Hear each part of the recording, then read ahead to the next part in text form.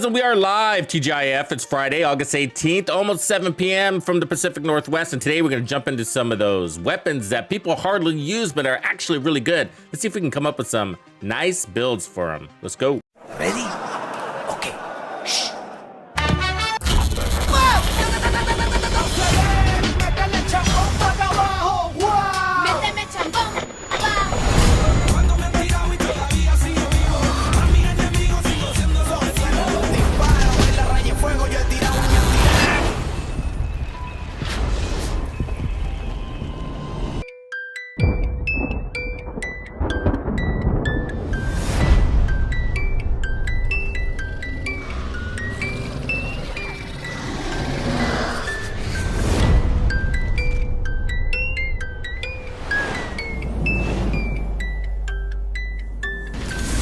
Here we are, Bandidos. Welcome back to another live stream. Yeah, it's been a quiet week, and that's because I had my head down working on that video. It's pinned at the top of the chat, so make sure you check that out. It's the legendary 66 named weapons, all ranked and sorted for you, so now you know what to run and what not to.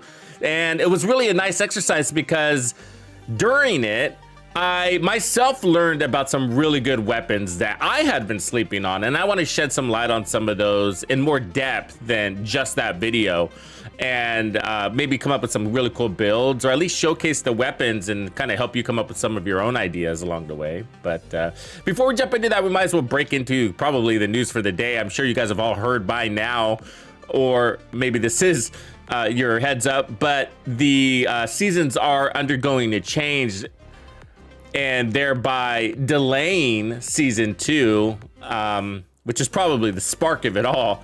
I think the devs are just coming down to realizing that they need more time for their ambitions. And so they have pushed season 2 out to October, where it's about a month delay, give or take. We don't have a hard date. They just said October. So about a 30-day delay, give or take. And they're working on updating the season track. So we got Golden Bullet still. And then it sounds like they're going to add maybe 2 more season, what do you call them? Global events. And so they mentioned this on X, I guess we'll call it now. But instead of Twitter. Yeah, but they talked about, you know, possibly giving us reanimated and SHD exposed, and maybe running them for 2 weeks. So that's good, I guess. But, you know, 2 weeks is a lot of fun, but it also kind of gets, I mean, even on Golden Bullet, don't you guys get bored kind of with, like, when you're running it for 2 weeks? I mean, it's good for new players because you can farm those red stars. That's a big deal.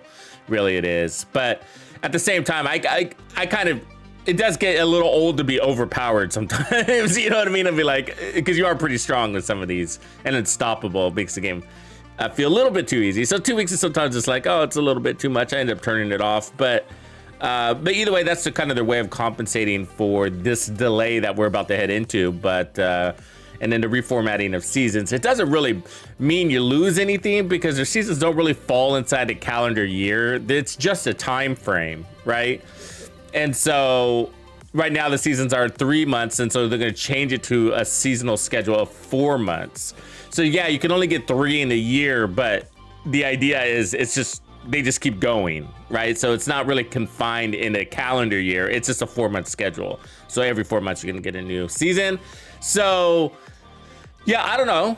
I mean, I don't know how I feel about that. I mean, I think that, you know, that means we're probably gonna have more things on the calendar to spread across 4 weeks, but I don't think that's not really anything new, right? It's just more time, and thereby they're just gonna throw in a couple of more global events that we've all experienced in the past. It would be cool to get another global event. I mean, how hard would that be? But, you know, I would like a beefier rewards track, to be honest with you. Something that can be milked out a little bit longer. I doubt we'll see that, you know, because I think this is all really just about the big drops that we're gonna get, right? The new game modes, like the incursion. That's what this is all about, is that we're gonna get the new incursion, and they must be having timeline issues with that. And so that's what's causing the delay, and that means all resources are in on that, and I doubt they're going to dedicate any of those to give us more things. They're just going to recycle some other stuff or whatever on the side, right? So, and then of course that pushes out the DLC, right? So that's going to push it out by 3 or by a month, basically. Or is that 2 months now? Technically 2 months. Yeah, so that'll push out that by 2 months. Or 3 actually is what it is if you count September. So yeah, that'll push it out 3 months. So kind of crappy. Either way, they're gonna get it right. The truth is like, am I disappointed? I mean, a little bit, but the reason why I'm not really disappointed is because this is what we've come to expect in the Division 2, isn't it? You know what I mean? It's sort of like, yeah, I expected it.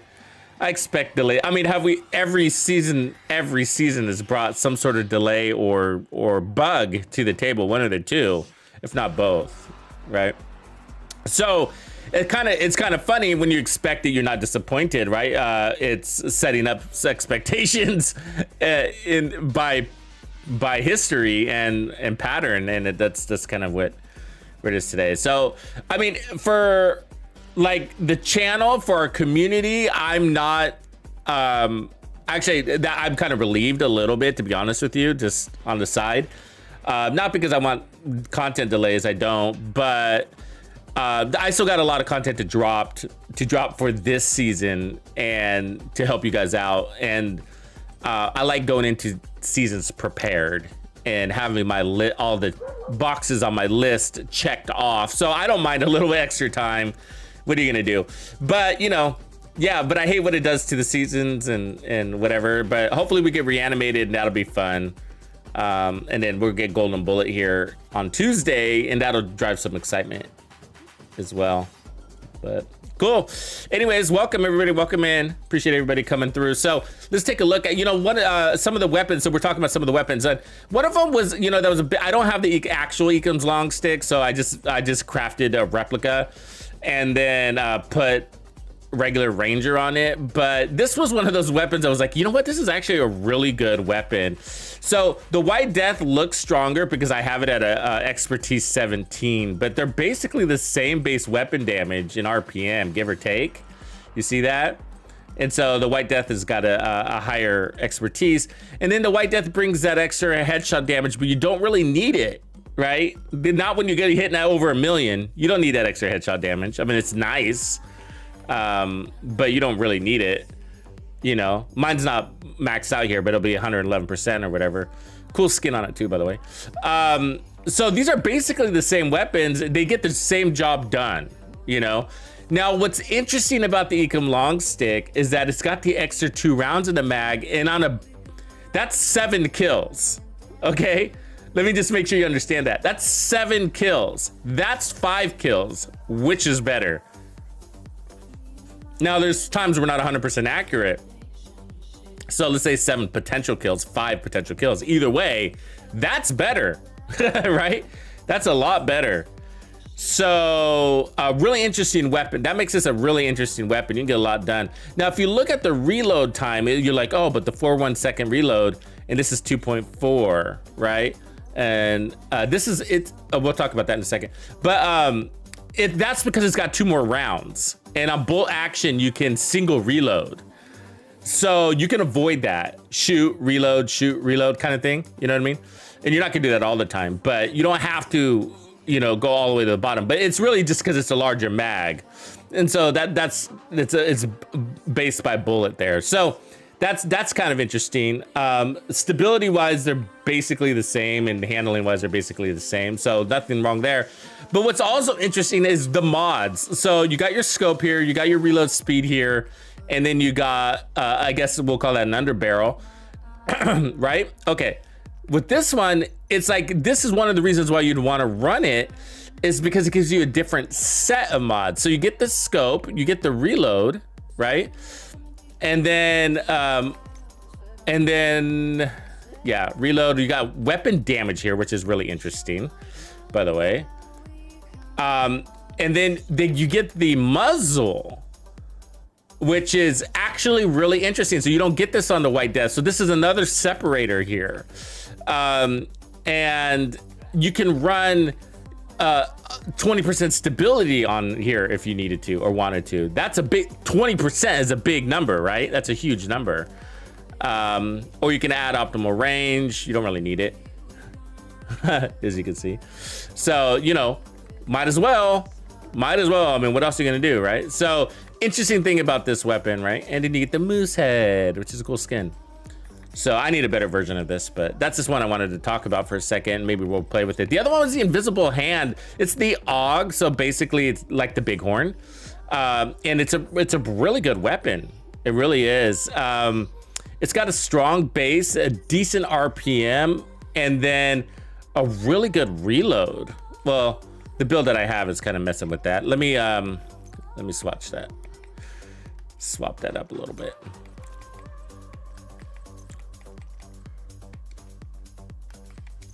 Get this a little more realistic. Hate that I don't have my gloves.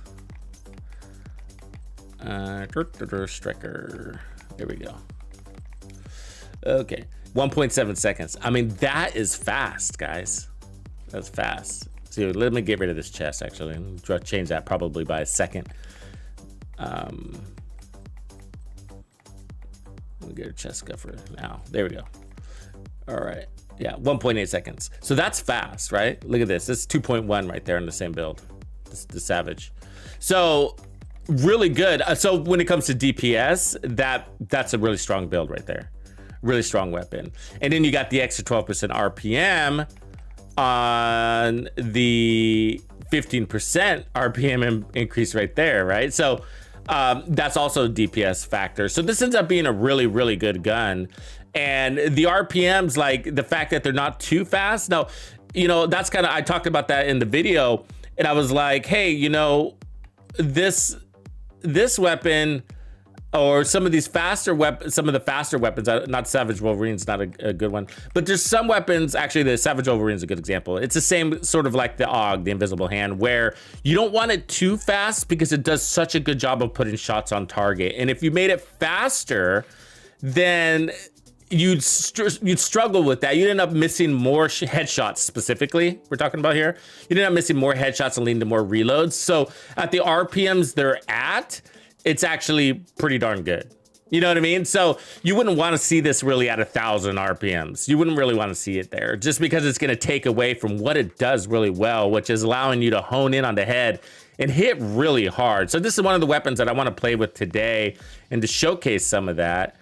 And then I also want to touch on the Tsunami and then a little bit more on the Savage Wolverine because it's going to play into the invisible hand. So we'll probably use this kind of the same build between these two.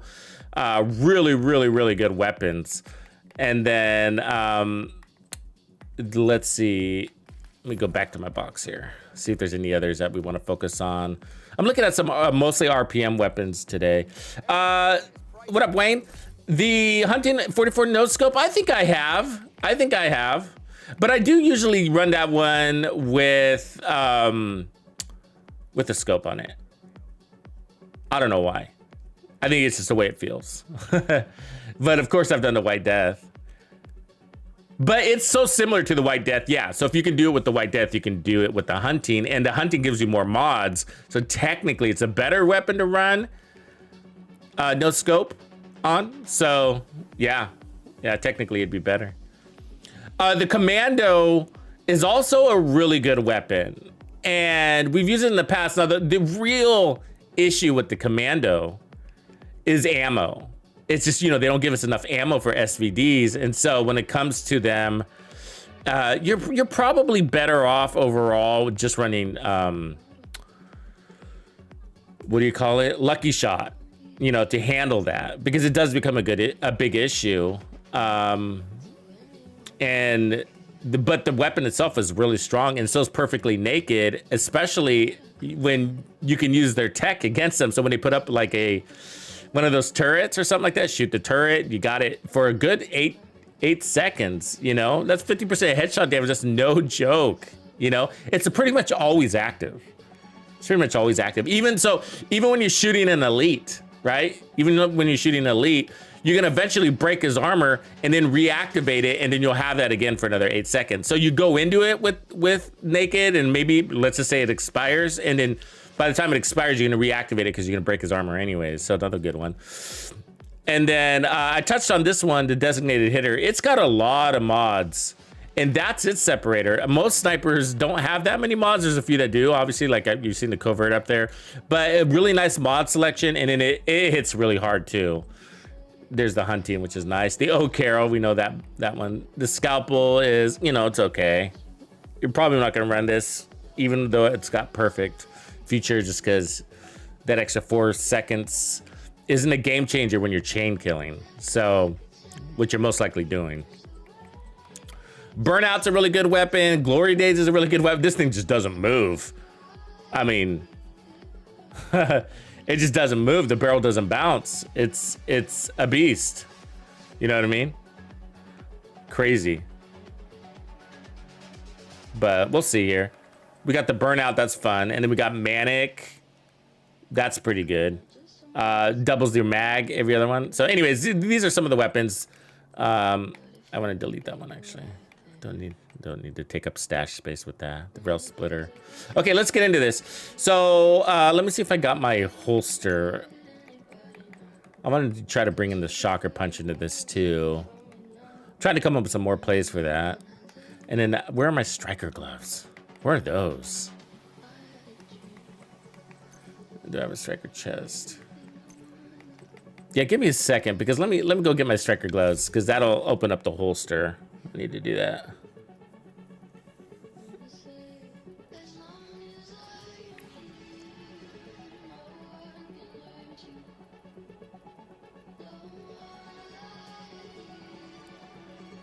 There we go. Here, yeah.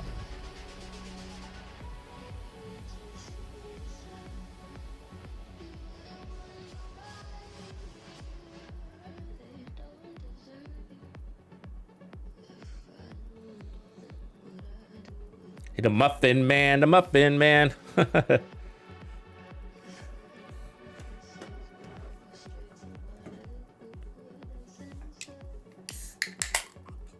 Finally got one of these not 100-degree days. We had 100 degrees all last week. It was nasty.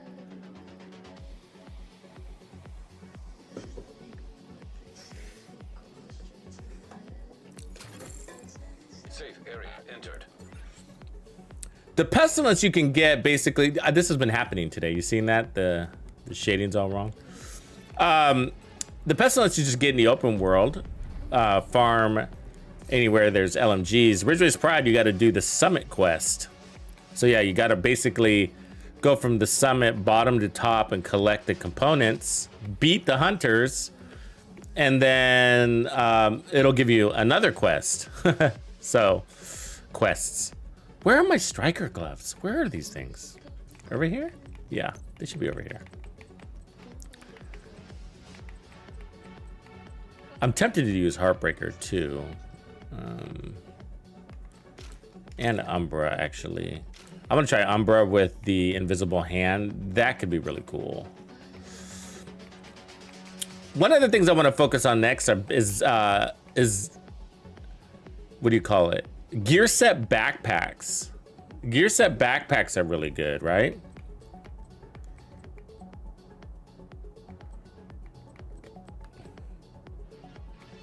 I mean, I think they've done a really good job, and so I want to spend some time talking about those because we often replace them with alternatives like the Memento or whatever, and sometimes that's sad because the backpacks are actually really good.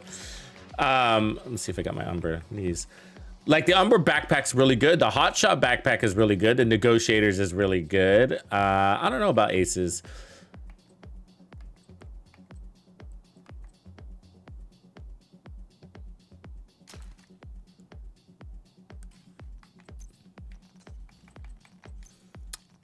Eclipse is obviously really good. Foundry's pretty good too. They're all really decent backpacks, right? And not enough love. Heartbreakers is great. Strikers is good. So I want to do a video on that. Show you what you can do with some of these bad boys. Okay, do we got the holster? Yeah.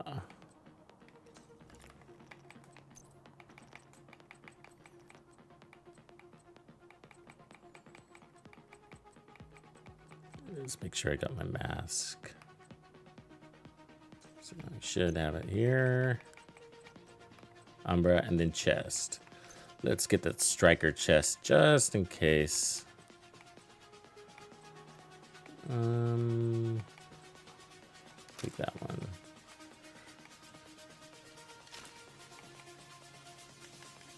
All right.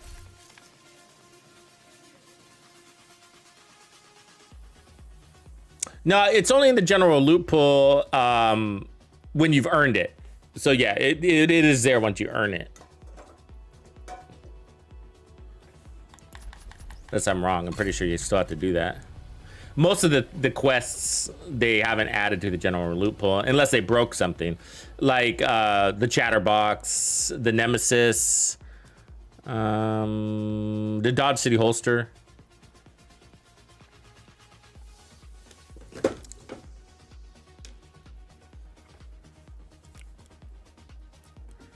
Yeah, it's possible though. That's sad though if they did that. The quest is, it's a good quest.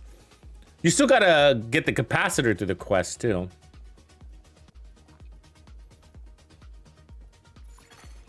Safe area detected.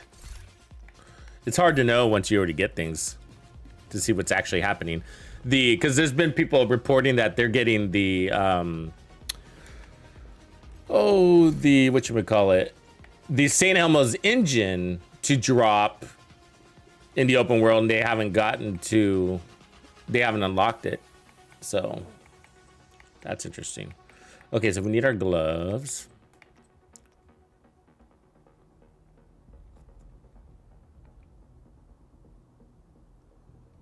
Yeah, I'll take that one.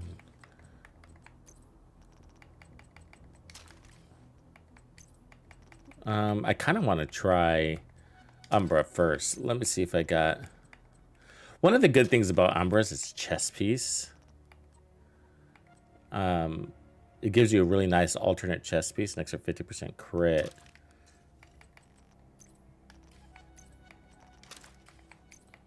Get rid of some of these other things real quick. Because I want to try to integrate the holster and see if we can make some headway with that. The shock holster. All right, so we got that. We got that. We got not that. Put that one over. Cool. And gloves.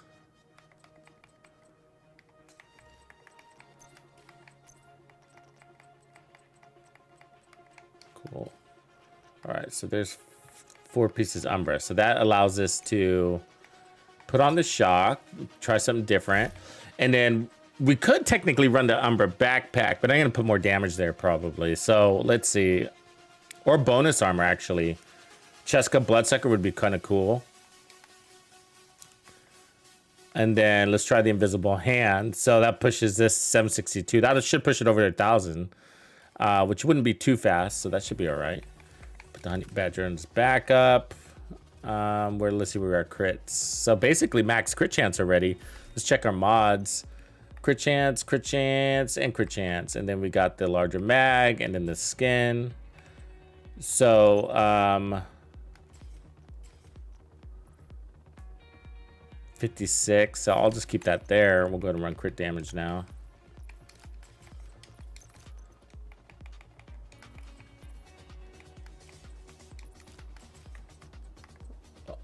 Oh, I didn't have my mask on yet. My bad.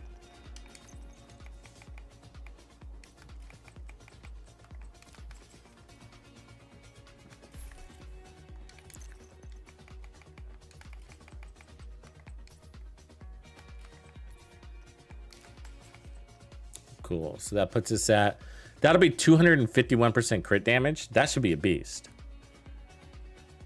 What's specialization? Probably gunner, I guess.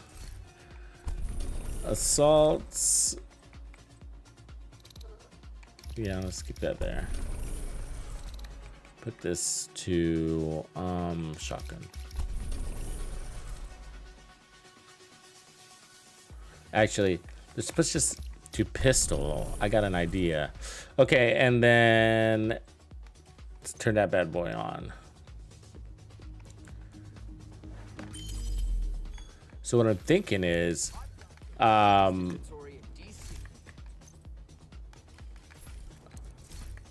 the busy bee with this would make a lot of sense. You could also do the orbit. Orbit requires a kill, a little more thinking, because you know you got a 10-second swap time. But the thing is, it's like I feel like I'm wasting all that crit chance, and 40% crit damage would be nice, but weapon damage I think would be more helpful, because we already got a lot of crits. So let's get a better base.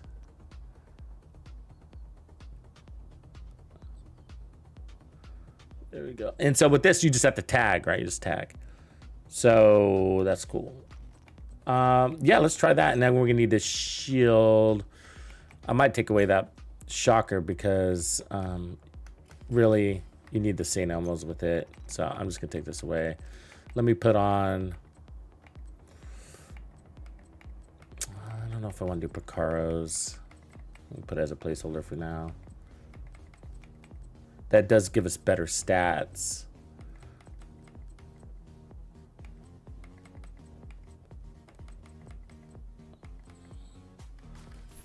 I don't want to run. Let me see, what other more creative options do we have? You know what I mean? Because I don't want to just put on the foxes or that. I'm kind of, you know, kind of get sick of those. They're definitely strong. There's nothing wrong with them, but. What's that? Picaros. So sometimes I run to Picaros because it's a little bit more creative. It gives you base damage instead of crits, which is technically what we need, but we could also do something like this at the Gruppo and just go straight into crits just to power it all up. But so yeah, the free weapon damage core is nice. Not a big fan of the skill haste that it's bringing us for this setup, but so we got crit damage, and so that's good. So our stats are still good. So we're at 163 now, so that's 263. So it's a power up, plus an extra red core, where the shocker punch didn't give you any damage. You could also run the Coyote's Mask. Again, you'd have some wasted crit chance there by doing that. We could run the Umbra Backpack. I don't think I brought that one over. Yeah, I didn't. Or the Ninja Bike. But I think having the bonus armor will be helpful for us. Yeah, let's just get started and then we'll see. We'll get the creative juices flowing. All right. Let's make sure I got this going. So let's go ahead and put on a decoy. And then shield, shield, shield. All right. Let's go down to our testing territories.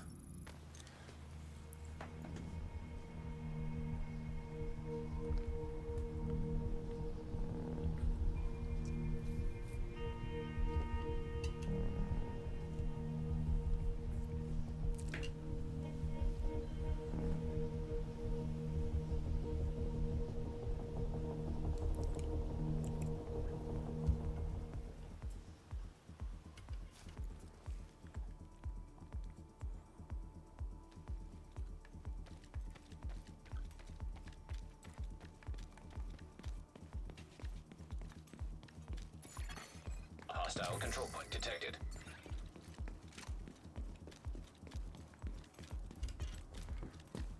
So let's see, last time I ran this, I ran it with the Striker build, and one of the differences is Striker brings in that handling. So let's see if we're okay with not having that, because one of the things we can do is put on the stability here, and we'll lose 5% crit chance, which is not a big loss against a build like this, right?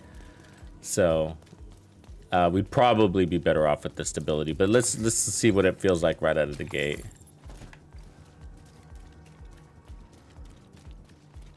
This ye old invisible hand. Who's running this weapon? It's got a cult following. As I was explaining, There's people that have been running it and you probably don't never realize why. You're like, why are they running that?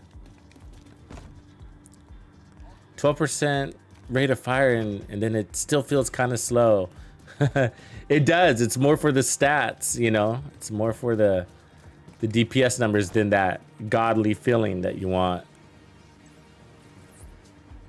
Although it gets the job done, you're not going to complain. Let's see here. Come on, hit that thing. All right, let's go try this. Incoming.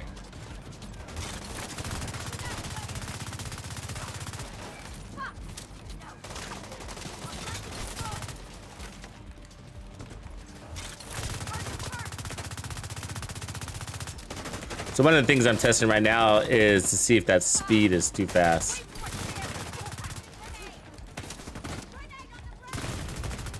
Serious trauma. Don't let that shield break. Damn it. Agent out of action. Let me just kill myself. It's easier. Agent Faster. vital signs 0. So yeah, I think I'm gonna need that mod.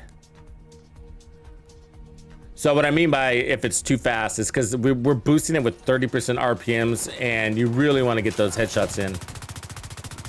And that's kind of what I'm checking to see how hard it is to control, especially in the front half of the mag.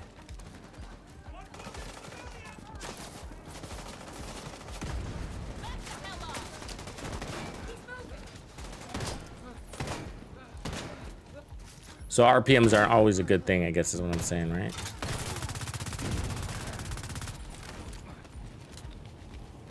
Comes the landing shots. If you go center mass, it's not so bad. But we really want to get those headshots in. That's kind of where that extra power is gonna feel really nice.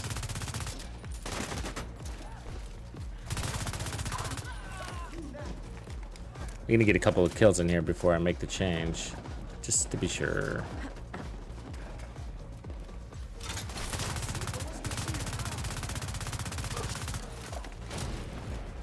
Because I'm just logging in, so it always takes me a couple of minutes to get acclimated anyways. So it might not be the gun, it might be my thumb.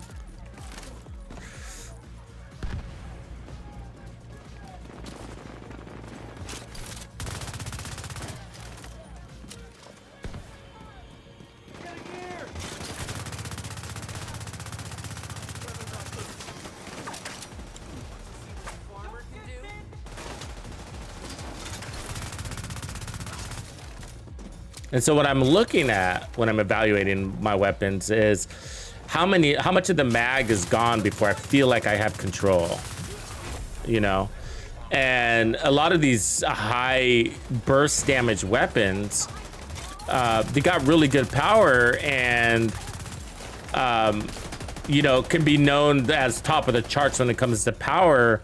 But if you notice on a lot of them with your gameplay, it's like the first half of the mag is gone anyways to the air as you try to get control, you know, and I'm pretty sure that doesn't matter if you're PC or controller, because, you know, you guys have recoil too, right? That's a recoil thing. Unless you got some sort of anti-recoil capability that we don't know about. And if that is true, then why is recoil in the game, I wonder? Maybe you PC people can answer that for me.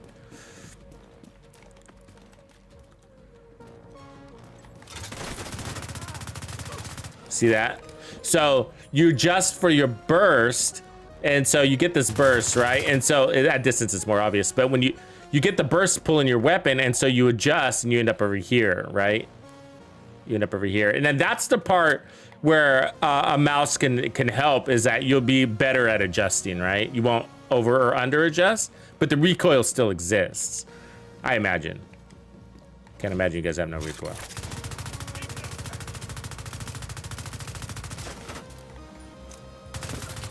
All right, so let's try it now with that mod change and give it 20% stability, which is a big deal on any weapon.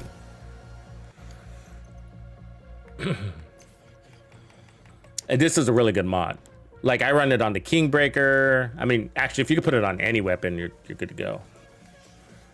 So let's do that. And then that'll mean we'll need a crit chance mod, so we'll add that. And so not much of a loss on a weapon that's got, I mean, on a build that's got a lot of crit damage.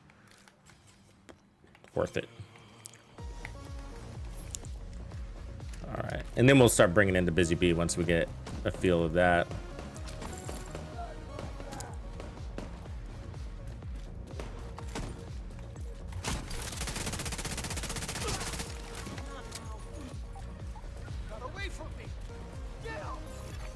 Incoming hostiles detected.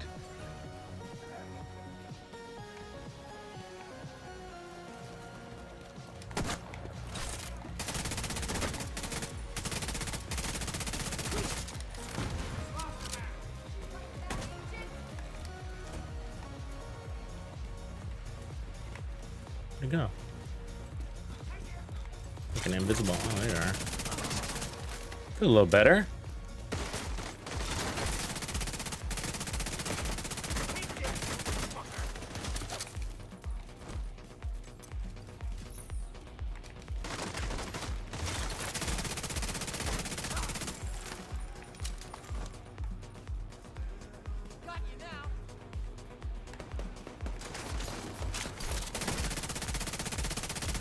Yeah, that feels good right there.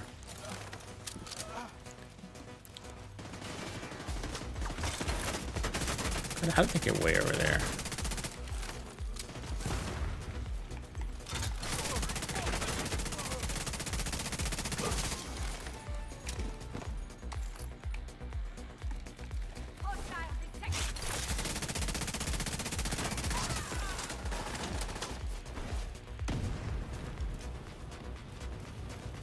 Fuck.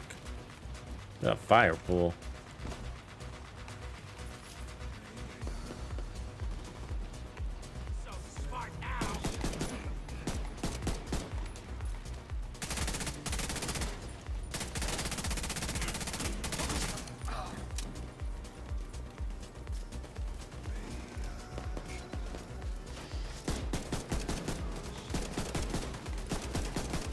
It's not taking the mark. You seen that? What's up with that?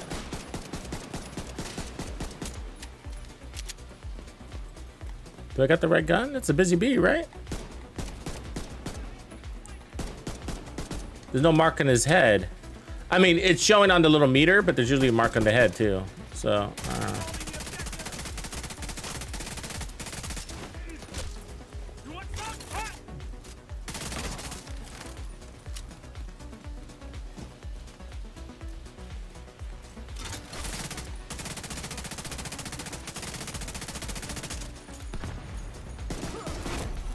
Heavily armored hostile detected. there it is. See the mark there?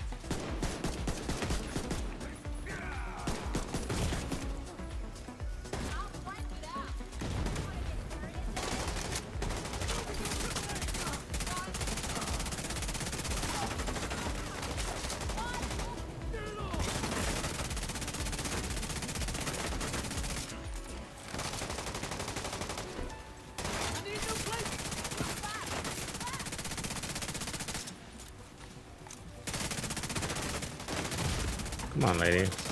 God damn, she's fucking squirrely. Agent down.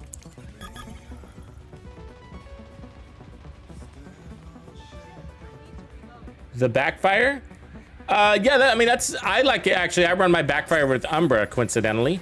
That's what I'm running right now. And the Memento. Yeah, that's that easy.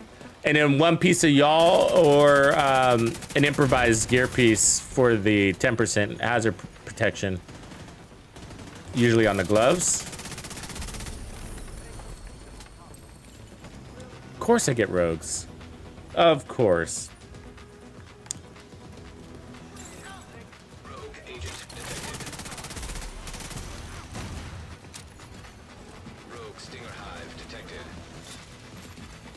Hostile Stinger Hive detected. To see the lighting went bad again. Drone detected. In the game, I don't know. Hostile striker drone detected. making it hard to see the contrast. You see that? Like right here. Rogue agent eliminated. Burnout. Supply room access. It's a good gun. Such a good gun. Don't sleep on the burnout.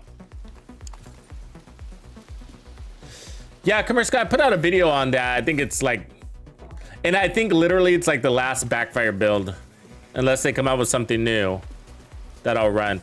I've run it with everything. I have so many backfire builds. Striker, Negotiator's Dilemma, like everything. Heartbreaker. I've built builds from scratch. And the one I like the most for that gun particularly ends up being Umbra, because the weapon lacks so much that Umbra's got all those stats to fill in the voids in which that weapon is missing of those elements. So like the higher RPM on an MPX is really nice, and you're getting 30% of that. And then the fact that you have to stack to 200%, and then Umbra is going to bring about 150% on that build. So you end up with 350%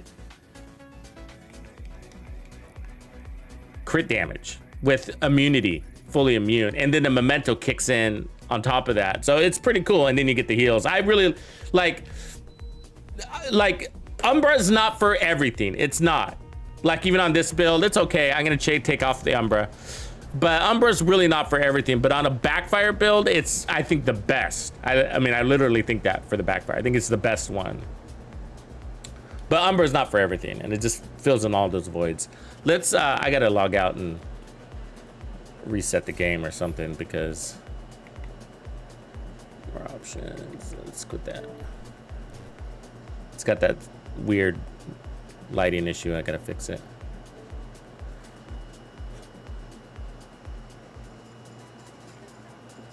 Yeah, right, Grumps. Because it's mostly not the damage you can do, and it's not your immunity. Some people don't like the immunity part. I love the immunity part. Like, I like, if I could be 100% immune, I would, but you're not. You're 70% immune to everything, and then 100% immune to bleed. And, you know, I think that's a perk, you know? Like, if we could get that on every build, we would, right? I mean, aren't hazards the most annoying thing in the game? That's the direction the devs are taking the game, right? Expect more of that shit. And that's because they got the enemies already as tanky can be. It's already annoying levels, right? So they can't make the enemies stronger. So how are they maintaining balance? Hazards. So yeah, hazard protection is good in this game, you know? We just don't have the slots to run it and get power too. And the backfire fixes that. You know, and it's just that the weapon lacks some modifications. It needs a couple of changes. I mean, it gives you, there's a 5% crit damage mod on that thing. Like, who gives a crap about 5% crit damage on a weapon that's giving you 200? What's that about? And then it's got a larger mag for sustained damage. But we don't really need that. I mean, it's a little helpful in stacking, it is. But when you're immune, it's not that helpful. So adding to the stacking helps you get to that point of immunity. So when you get it to 200 stacks, it no longer applies bleed. So, you know, getting there less reloads is basically what that ends up meaning, potentially. But if you're immune, that you don't give a crap about that. So we could get rid of that anyways, you know. And put on damage to targets out of cover, and then the weapon is gonna have that more oomph that we're looking for. Okay, let's get rid of this. I'm gonna put back on strikers on this. And then, let's see here, not that. And run it with this mod and see what we think.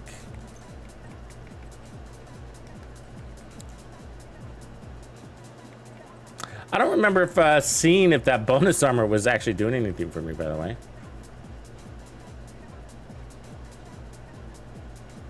Might as well run the striker backpack. And then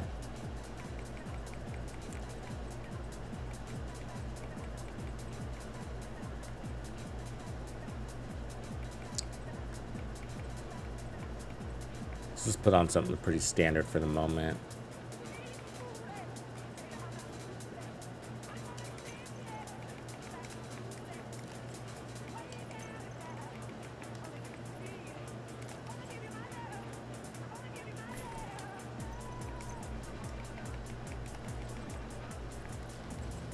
There we go.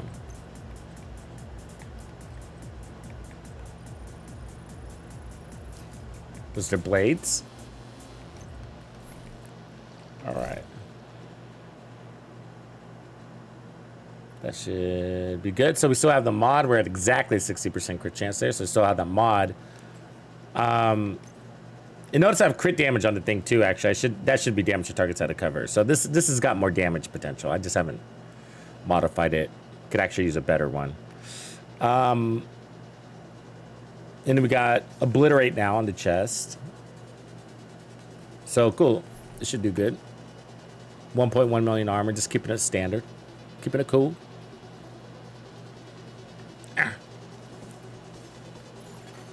Hostile control point detected. So yeah, it's one of those weapons. So why aren't we running around with the invisible hand, knowing that it does so well on the DPS side of things, right? So, I mean, I think it's better than the Bighorn from usability perspective.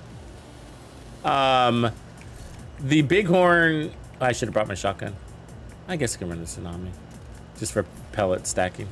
The Bighorn is asking you to go all for headshots, and it really struggles with that. So it's got a 40 round mag, and it causes a lot of reloads when you do that.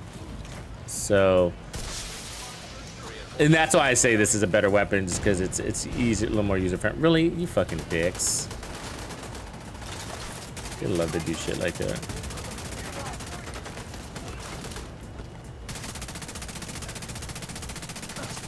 The 20% handling is what I'm really looking at, not the power. Because that's what I'm trying to get out of this weapon. It's already got good base damage. Yeah. Let's see, that's 600,000. So like before we were hitting over 600 with the, and we're not full stacked yet, so we'll get higher.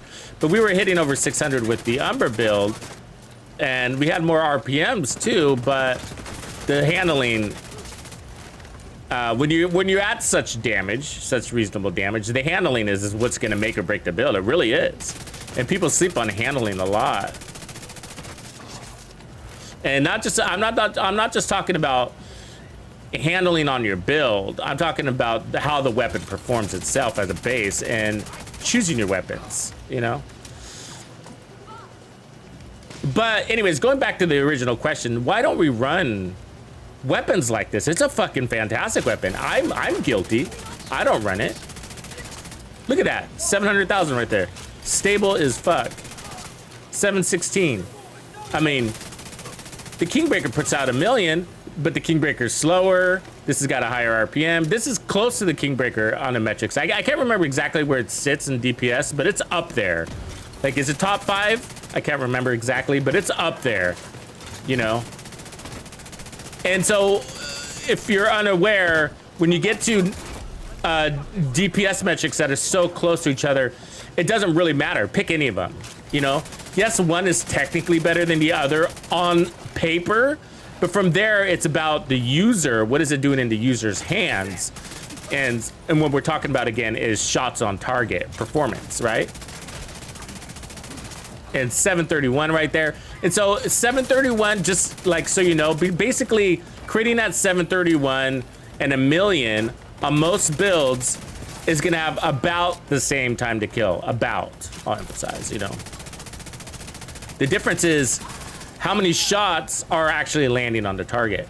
And so how that applies, so I'm stating this to preface the question, which is like, how does that apply to why don't we run these guns, right? Why don't you run the Kingbreaker? I mean, there's a lot of people that don't run the Kingbreaker, believe it or not, because they feel like it doesn't handle well.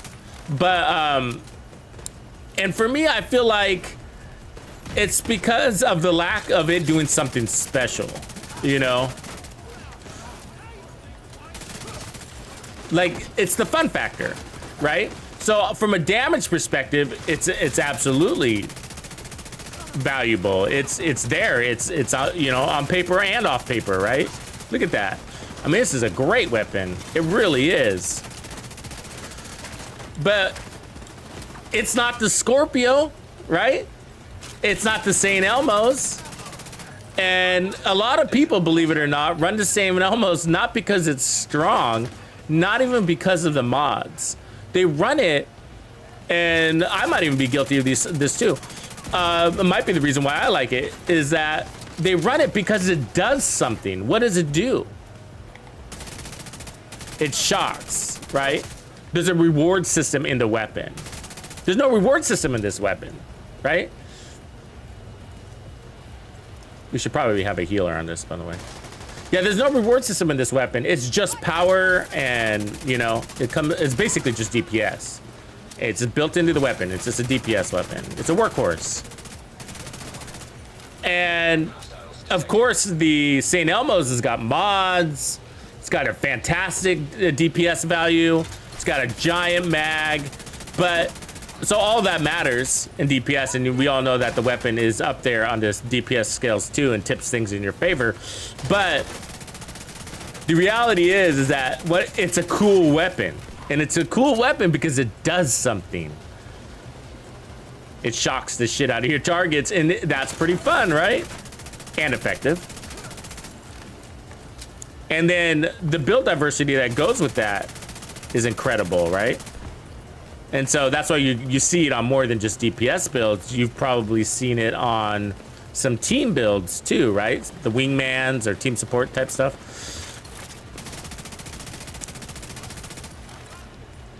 But this is an incredibly potent build. I mean, I'm having fun with it.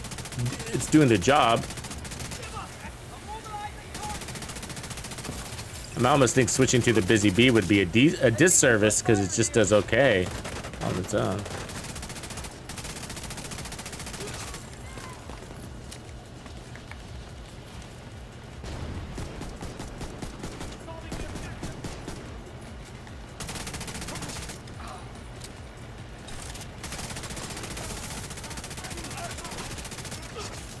$1,011,000 right there.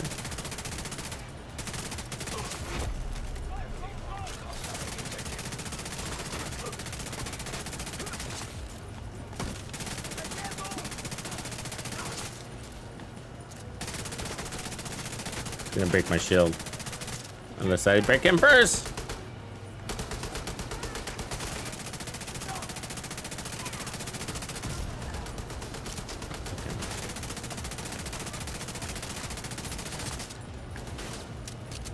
It's a beast, guys.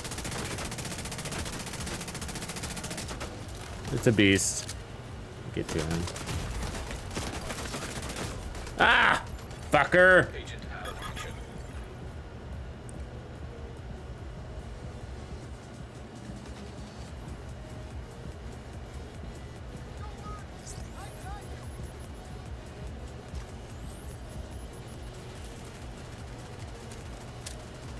Versatile is pretty good, Steve. Versatile is a really good.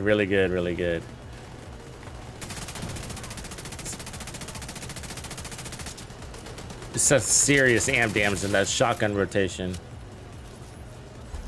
Shotgun SMG rotation is how I like it. I like it running it that way just because it's really consistent. You know, it's easy to manage those distances. Where, you know, some people use it for like assault rifles and stuff like that, but I find it a little more tedious on the distance, making sure you're in the right range.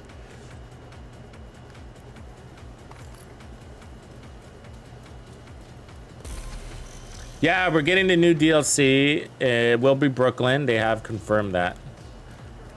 Going back to Brooklyn sometime. They're updating the roadmap for the game, so we'll get a new roadmap here sometime in the near future.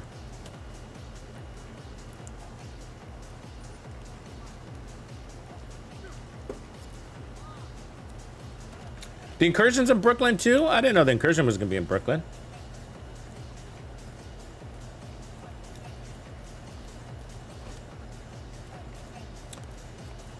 It sounded like the incursion was gonna be on an island of sorts. So let's see here. Let's take a look at this. So we got 1.1. We got the damage on the backpack. Would we like this more with the memento? Should we try it?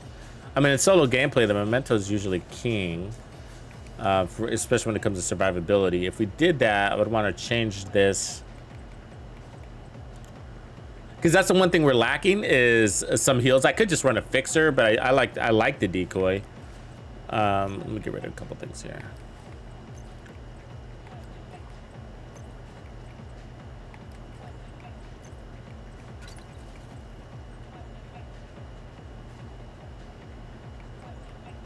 I mean, we're not going to lose much damage here. We do lose some stats. So I have to adjust for that.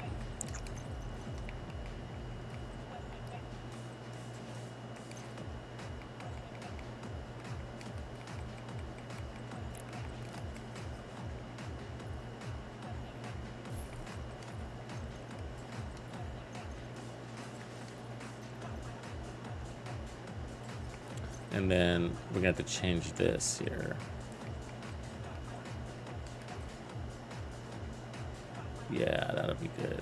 So I do like that mod, by the way. That mod plus, I didn't run it that way before, but that mod plus striker, very nice. And I'm talking about the muzzle, 20% stability. So we got 40% stability on the weapon.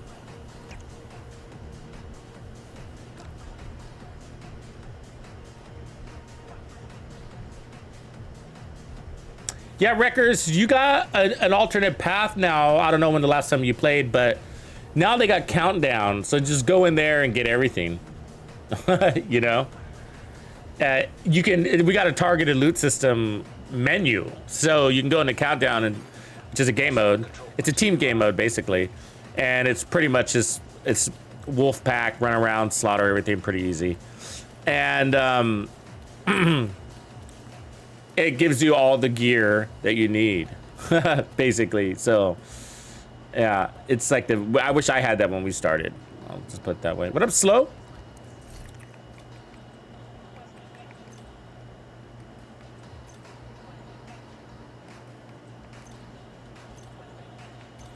Okay, so I'm gonna take off some armor. So a lot of people say, it's just an interesting comment, and I'm sure you guys have heard it. Like, it's not worth running not running the striker's backpack because you lose too much damage. It's just not worth it. You ever heard that comment? I think that's completely BS. You know, it's not about the memento. We're not talking about the memento. We're talking about not running the striker backpack because you lose too much damage. Completely BS. Because now, I'm not saying you don't lose damage. It's the word too much damage. That's completely relative and out of context, right? And so when you're running solo heroic, for example, you do not miss the striker's backpack whatsoever against any of the alternatives. And even in team play, it doesn't make a damn difference, you know? And we're talking about difference in time to kill, and a difference in your survivability, you know? And so these words, you're missing too much damage, blah, blah, blah. They're talking about on paper. It's all on paper. And, you know, paper numbers don't really mean anything, sadly, you know? So although it's true that maybe it gives you a better DPS figure compared to X, and in most cases that's probably true. It's just that it's not a significant number where you would care, you know,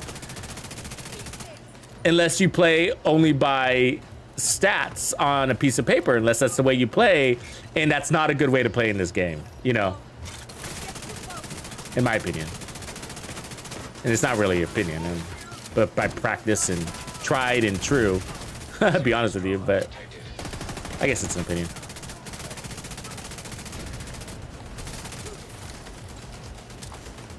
I've just found very inconsistent results from what's on paper versus how the whatever build actually, how it actually plays out, you know. And you got to analyze it to know that. But one of the things is like, okay, so time to kill was not a problem in that last build that we just ran, right? With the backpack. It was not the problem, right? What was the problem? It was our time to heal. So we were taking what I call, I use the term micro damage. And we were taking micro damage to the point where we were killing everything. We weren't dying. We only died once at the end. But to the point where we'd be in these situations where we didn't have any health, right? And that's because our armor on kill wasn't keeping up with the micro damage. So we were winning every fight. We were killing everybody. But they'd still get a shot off on us, and that starts to add up over time. And look how much better we're performing now. And by people that live by the spreadsheets, they would say theoretically this is, or on paper this is would be a nerf, you know. But what they're not counting in is also the damage boosts that I'm gonna pick up right here, right? And so I'm running, let's see, 1, 2, 3, 4, 5. So each trophy is also a 25% damage boost. So that's never factored in, right? They're just going off of base stats. So, but that's 672 right there without my build being fully stacked. And so that's a comparable number to what we were seeing before. So said there's 719 right there, and that's Obliterate's not stacked, Striker's not stacked all the way, and the Memento's not stacked all the way. So, you know what I mean? I don't feel any loss in damage whatsoever. I feel stronger because of the other perks I'm also getting. Fucking foamer. Hold on.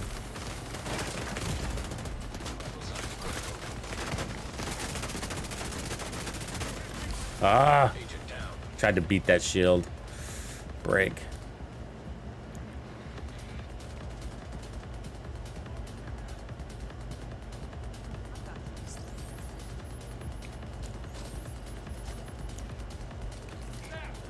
This right from jerk. My Achilles heel's right there.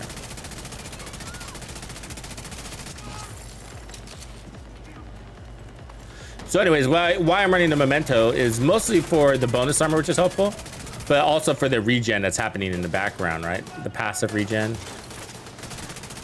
to fill in that in between kills so that we stay up on armor.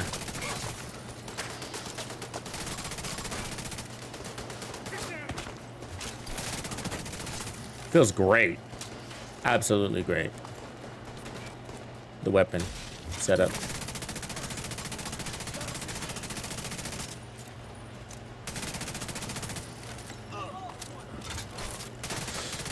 You know what other gun I was really surprised about too?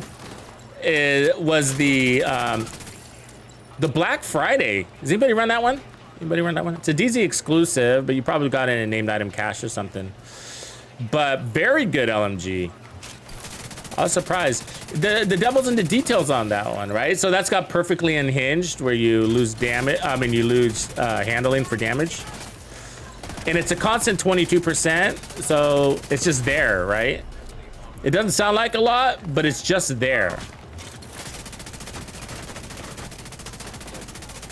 And so you don't have to stack it, it doesn't go away, it's just always on.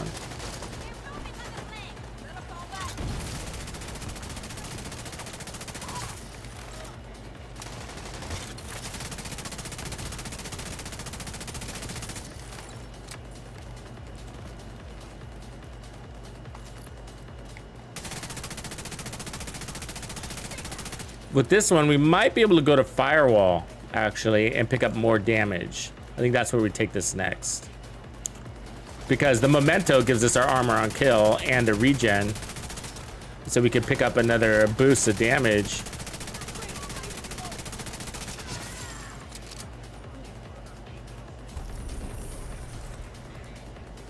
Changing to Specialization.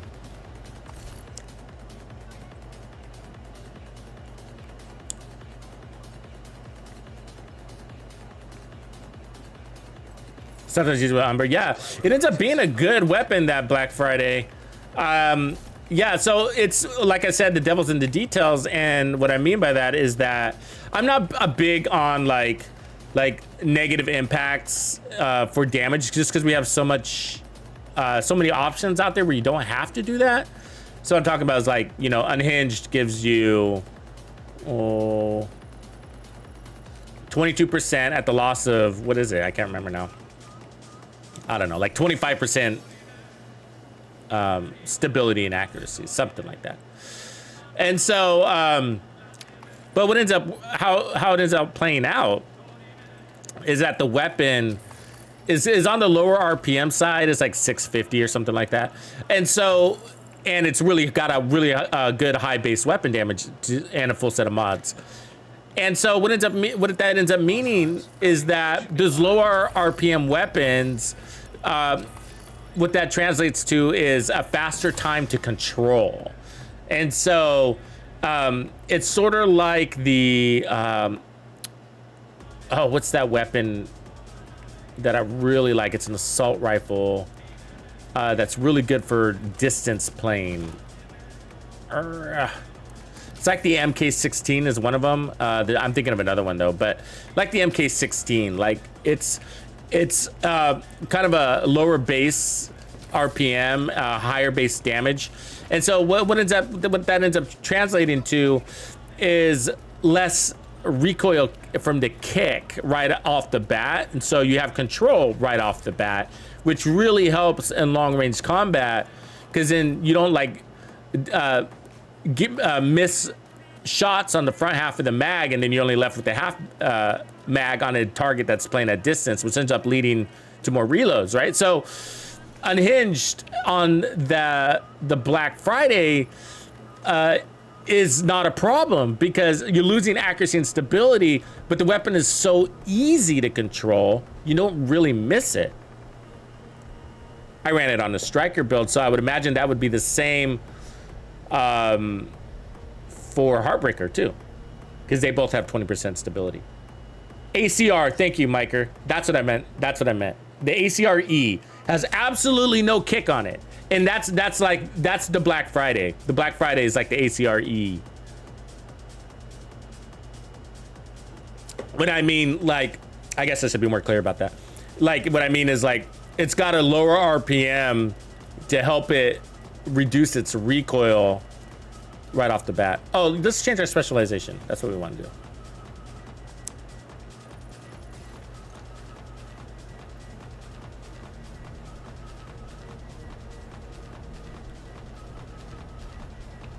Yeah, it's the only assault rifle I'd really feel comfortable running Ranger on. If you could change a talent on St. Elmo's, I'd run Ranger on that too. Yeah, it's really good. Very slept on. It's basically like the AUG, right? It's just not shiny. That's why you don't see a lot of talk about it. It's just not shiny. It's not the shiny St. Elmo, you know? Or the shiny Bighorn. The Bighorn gets a little bit more love because it's shiny. It's an exotic. It's you know, it looks cool. But I mean, I think the Bighorn sucks. Some people really love it. So, you know, they really do. Some people really love it. And I have a feeling those are all PC players. You know what I mean? I don't know. If you're out there, speak up. Do you really love it? Why? But for me, like I just said, that 40 round mag, you got to go all for headshots. I'm just like, man, I'm just missing things, you know? What is it? Shotguns? Oh, wait, I don't want that.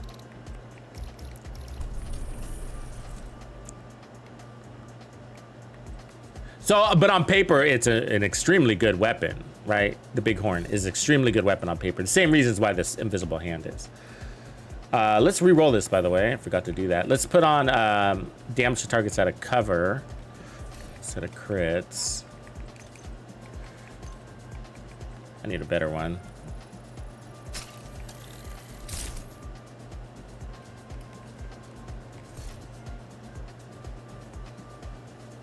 All right.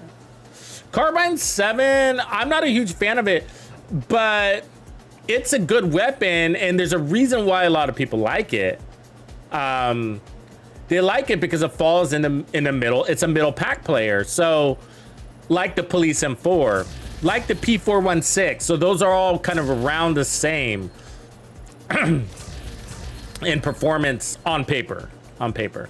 But the reason why they're crowd pleasers is because they're easy for the player to adopt, and the player performs well with it. That makes you feel good. In contrast, you put on the Kingbreaker and you feel like, you know, you're grabbing a wild boar by the haunchos, right? And trying to hump it into submission. But that irks people in the wrong way. It's a bad first impression, right? It's a bad, and it gets you to like abandon the weapon. But I mean, I spent a whole season with the Kingbreaker and every day fell more in love with it. It's a good weapon. And I realized, and Fog of War helped me realize this actually. He helped me realize why. But what I realized was that you actually adapt to it really easy because the vertical pattern is the recoil pattern is vertical, and you can adjust to that as a human easier versus a lateral vertical, you know, something that's going north by southwest, right? So it's just like, or north by northwest. It's just like, that's a hard pattern to accommodate. But when it goes straight up, you can control that. So easier, you can adapt to it faster. And so that's why the Kingbreaker is good, but a lot of people don't spend enough time with it to figure that part out, to adapt. So really good weapon. But yeah, so the Carbine 7 is the opposite of that, right? So it's a pretty tight pattern. It does push up and to the right, I think, also, like most of the assault rifles do. So it's something you're familiar with. Very familiar with that. And then, and so you're accustomed to adapting to that, but it's middle of the road damage, which means you're not going to complain about its damage. It's got a full set of mods, customizable slots. So, and it gets the job done as good as the Police M4, as good as the G4, as good as the P416. They're all around that same mark there when it comes to damage. So yeah, you'll really like it. Yeah, you really like it. A lot of people really like it. And so for me, I don't like it just because it, again, it kind of falls in the vanilla pattern. Well, nah, I don't want to say vanilla. That's not the word I'm looking for. It's mostly, it doesn't have a differentiator for me to choose it over the P416 or, well, I guess I usually choose a P416 over that one. Particularly, but the Police M4. And then when you're playing with that realm, what is your inclination, right? What up, Evan? What's going on, bro? It's to grab that shiny exotic version of that, which is going to put you in the St. Elmo's, which is like, you know what I mean? Because it's in that play, because the St. Elmo's is an M4 and with really good handling. And if you're looking for an assault rifle that is easy to adopt and performs really well, and you're not going to feel bad about the damage, you know what I mean? That the Police M4 is a good one there, and then the exotic version is even better with its 70 round mag. I mean, you're going to go that way. That's your path. You know what I mean? It's like a gateway drug to the St. Elmo's. That's exactly what it is. Yeah, I wish they had a named version of ACR too, Graham.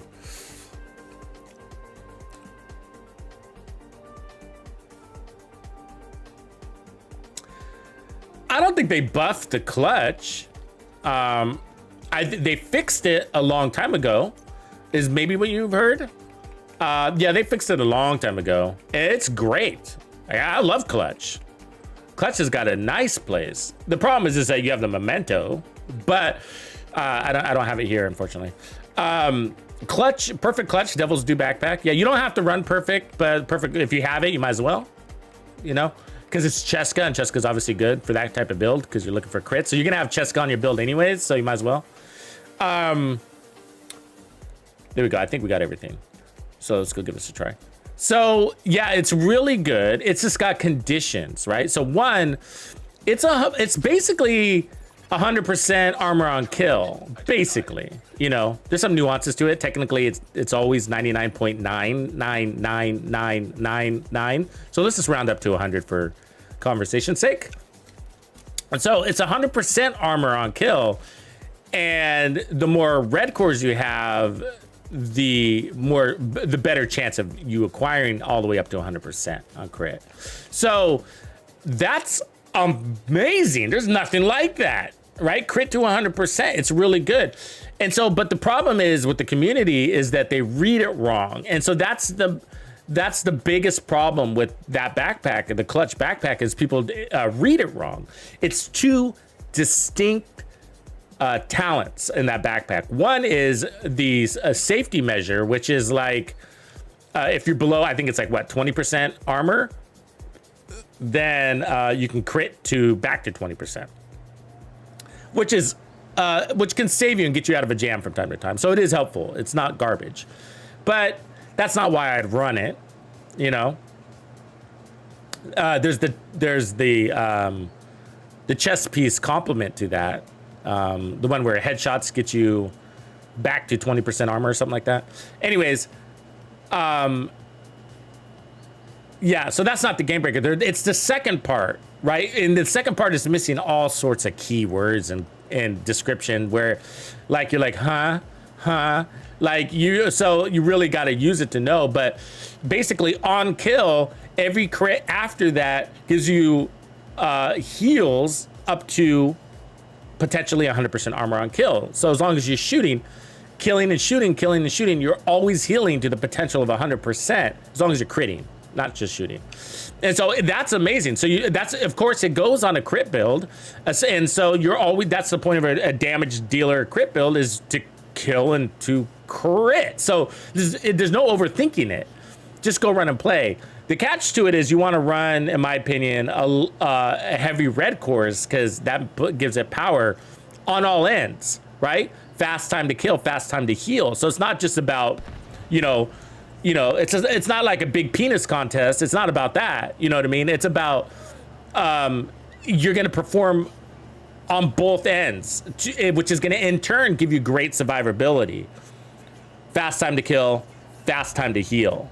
Right. And so what's missing in between that is your weapon choice. That's going to be a big part of what brings that backpack success. What weapon did you choose? So first of all, the faster the weapon, the better, because it's based on crits and time. So the more crits you can pump into an enemy, then the better that's going to heal, right? Crits and time. So yeah, so faster critting is better. And then the other element is shots on target. So if you're missing shots, you're not critting, right? Obviously. So you want a weapon that's relatively stable. So if you can get those elements together, it's a hell of a build. So, and it's easy to get those elements together, right? So run a striker build. We should run one of these, actually. You kind of get me excited about it. But a striker build's really easy, right? An umber build. Oh shit, I didn't see you back there. An all red. Here's a good one for you, and this is, I think, what I would do. I mean, you could put it on anything, right? That backpack, but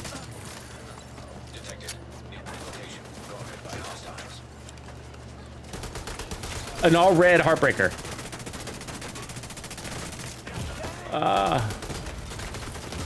Come on, reload. No, damn it.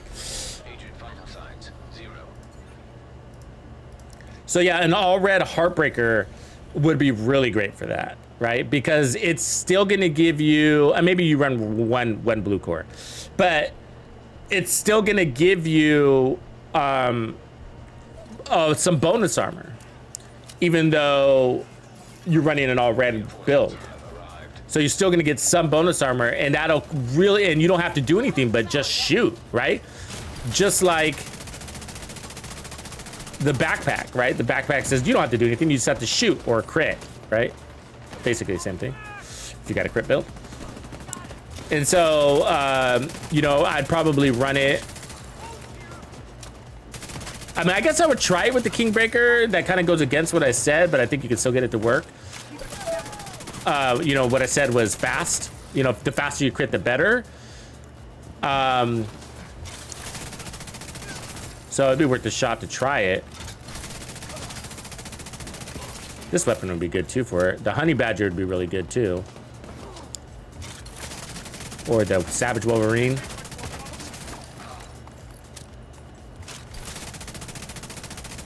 But I don't know if you've ever run an all red Heartbreaker. It's a destroyer.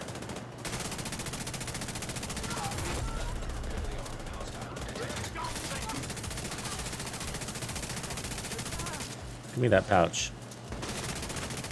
It's always a fucking riot from guys, man. They get me every fucking time, right? How many times do I die because of a riot foam fucking dude? I swear to God. I just couldn't get his pouch. I just couldn't get it. It evades me.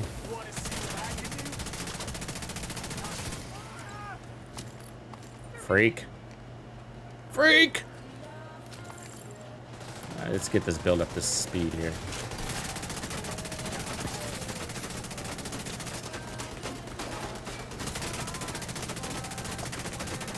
Can I put a scope on this?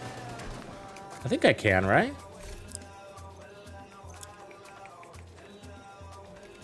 Well, you can do that, but what about 30% headshot on this? Can I try that real quick? Am I a freak for doing that? But you have no idea how well an 8x scope works at these ranges. See that? Yeah, I like that. Because you kill in most of your guys on approach, and even if they're in your face, 8x is really not that zoomed. It really isn't. It's a comfortable little distance.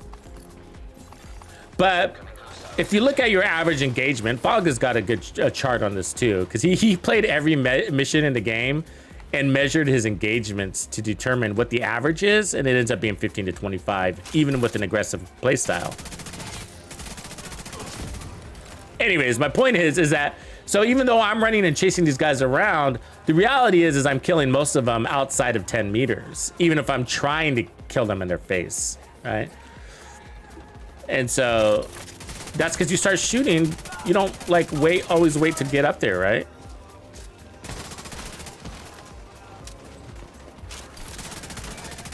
Anyways, 30% headshot damage is no joke. It's basically like the same concept as that other mod. These are your game-changing mods, you know? And a lot of people are like, oh, you know, I don't like the Doctor's Home because it's got an 8x scope. It's like, get over it. You know what I mean? The Doctor's Home is different because it doesn't actually give you 30% headshot damage. But what I mean is, like, get used to some of these scopes because they'll change your life. No, but for, damage aside, it allows me to hone in on the head so much better. It allows me to focus in so much better. See that? And I'm getting 30% headshot damage out of it also.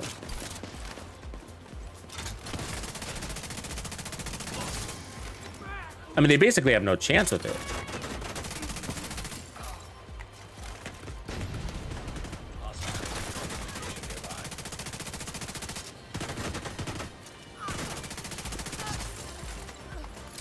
And then you could also run, you know, you also have your backup in case you kind of get into a pickle where you don't want to use your scope. Just swap, you know, just swap.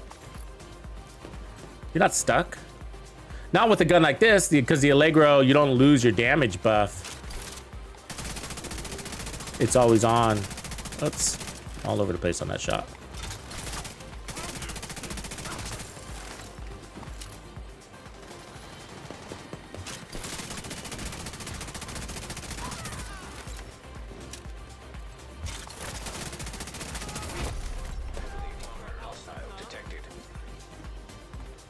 I mean, what about actual combat? Would you run scopeless on your assault rifle?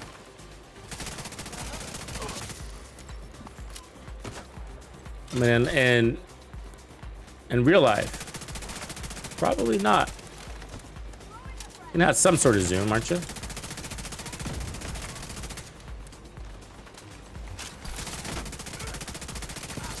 Or would you just go with some little fancy halo sight?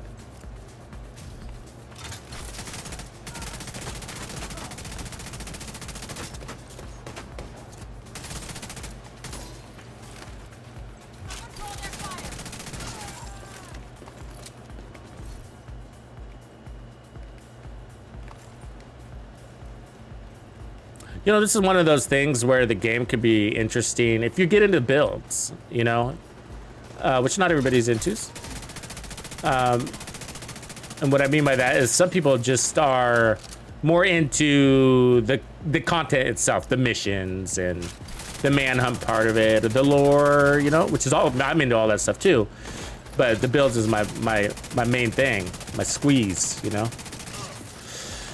And if you get into that, little things like this become a new experience. Like this is a new experience for me, right? Like it's a gun that's been around forever. And it's sort of like, and the reason why you still have the potential for new experiences even on old weapons is because you evolve as a player, you know? And so maybe this a slower, steadier, headshot-orientated assault rifle wasn't your thing before. But as you evolved as a player, you maybe start to gravitate towards these weapons. And like the Kingbreaker. The Kingbreaker falls in this category for me. Yeah, I do too, Grumpy. Good call. I hate that reticule. I wish it was more of a crosshair. Yeah, I could use focus. You're right. This one's a little bit, because I'm kind of on the go a lot. You're totally right, though. Like, in Legendary, I would. Because I'm on the go less. And so I guess Obliterate's nice just because I'm just kind of running around. I could do the Henry, too, but... Get perfect companion, not have to worry about stacking. I do actually kind of get irritated with Obliterate. I wonder if I put the ACS on, if we would make better use by stacking up with the ACS first. And then seeing how well this weapon maintains with the striker chest, which I probably, yeah, I do. I didn't bring it, but let's go check that out.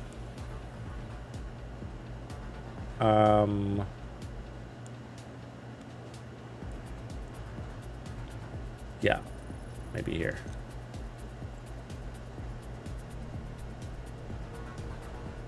Right on, Kay.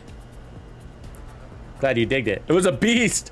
You guys see that 66 named weapons video yet? You guys check that one out? Holy shit. It literally took me a week to make that video. Why? I literally had to run all 66. I didn't just whip out the video. I ran all 66 weapons on multiple control points.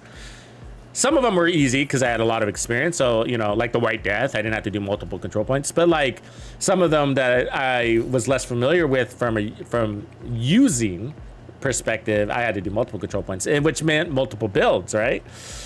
Not multiple builds, but I had to create builds for everything. Now, some of them I created general builds, like the shield splinter and the rail splitter. You know, those were just standard striker builds. Yeah, striker builds. And, you know, so those were easy, but others, you know, required specific builds, right? The skill ones, the skill pieces specifically. Anyways, that was a beast. That was a beast video to make. But I really enjoyed the exercise. You should do it, guys. You should do it one of these days. Like, you can have some downtime, right? For the next 30 days. Just global events and shit. Like, especially if you're a newer player, but even if you're a seasoned player, it's a really good exercise, man. Like, to just go through all these. And one of the reasons why is it's a stash cleaning exercise. You know, there's going to be some weapons you determine there's just like, there's just no effing way I'm ever going to use this, right? Like, I'm never going to use this. So, you know, now you know, right? And you can clean up your stash. But in the process, you're also gonna be like, wow, you know what? I ran this gun like 8 years ago, you know, like the Burnout, right? Like this as an example. Like I used to run the Burnout a lot in raids. I'd put an 8x scope on the Burnout and run it in Iron Horse. And it's a beast. It's a beast. You know what I mean? 8x scope with 40% weapon handling. Hello. Look at that. Think about the reloads. Hello. You know what I mean? It's a great weapon. So like, you know, and so my point is like, maybe a long time ago you ran the safety distance or the Emmeline's Guard and you didn't like it in Cold Relations. It lacked luster. But as you evolve as a player or as you start to notice different details about weapons, you might love it now. You might love it now. You know, and Yeah, that makes a worthy exercise to go through all the named weapons and play with them. Make it like a thing. Spend a week or two, couple of weeks, and just go through all nothing but snipers. Go through all the named pistols. Some of the named pistols are obvious skips, right? I did it because I had to. Some of them are obvious skips, but like the designated hitter is a really good sniper. I mean, it gets the job done. With the sniper build, it's 1.1 million base damage, full mods, easy handling, you know. Anyways, really good exercise. You might discover a few weapons that you are sleeping on, and it's probably not going to be the stage left. I'm probably going to get a lot of comments on the lefty and the stage left. You know, and everybody's going to say the same thing. Hey, you know, the fire grenades with the stage left are like really good for group damage. Yeah. But this is what I noticed. And maybe I see things differently. And I'm not saying I'm right.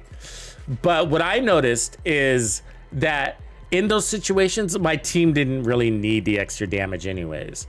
You know, one guy commented, well, in Countdown, you could throw the fire grenade when the guys are coming down the helicopter.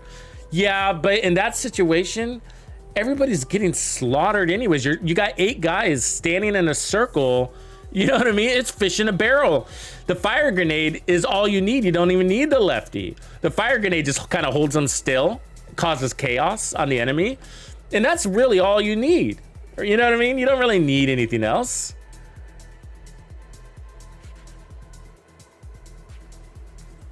Let's see which piece can I get rid of here. Maybe I'll run the foxes. Yeah, I'll run foxes, I guess.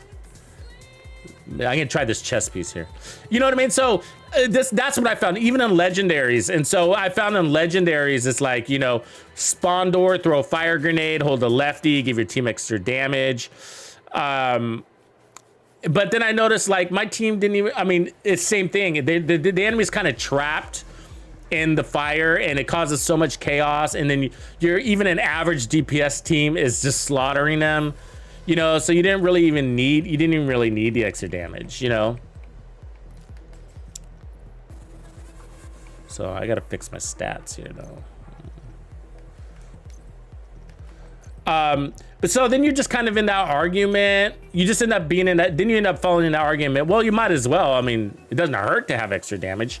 True, but that doesn't make a weapon good, right? You get what I'm saying? It doesn't make the weapon good because it doesn't hurt to have extra damage. But and then you're gonna be like, well, there's niche plays, right? In this raid, there's this one boss that you can da-da-da. Yeah, but the raids don't count, right? We're talking general PvE on a daily basis. I want to be able to know which guns are good and which ones aren't. And not for special plays, you know, that we encounter once in a lifetime, or I never gonna raid. So, you know what I mean? Like, we don't care about those situations. We're talking like general players, especially new players. What are good? What's crap? What's not? You know. And the truth is, the lefty and the stage left. I mean, the lefty's even worse because the base weapon sucks. You know, where the stage left, the rifle at least has a good weapon, so at least you're killing things anyways. You know what I mean?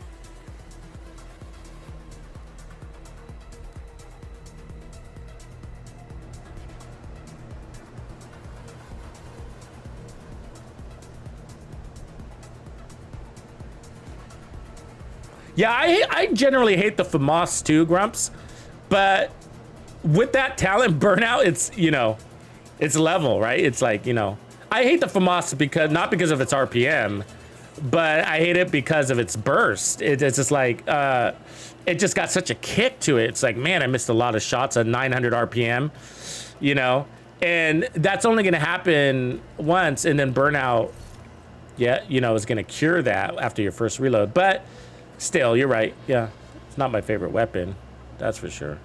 I choose the Police M4 over it, knowing the Police M4 is, you know, 16 spots lower in the DPS. Yeah, a lot of people do, right?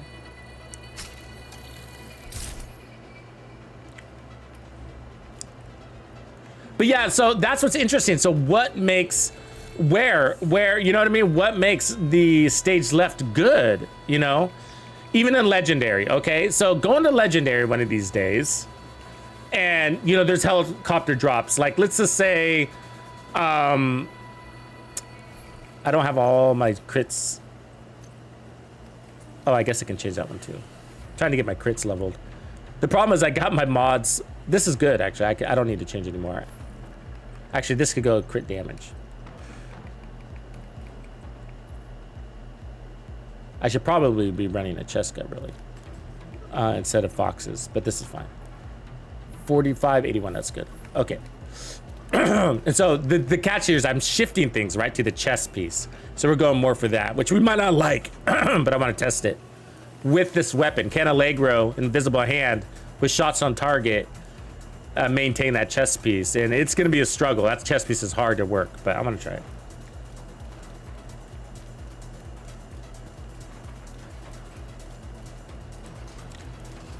Yeah, mine is the main my main go-to is the police M4. Yeah. And it's not because I haven't tried other assault rifles. I tried. I mean, in the early days, I used a carbine for a couple of weeks, and, you know, and then I've run the FAMAS. I've competed using the FAMAS with myself and the police M4 to see if it's, knowing that it's the better weapon on paper, to see if it was a better performer for me, and it wasn't. I've used the slower ones like the ACRA and the MK16 to see if those were better, and they weren't.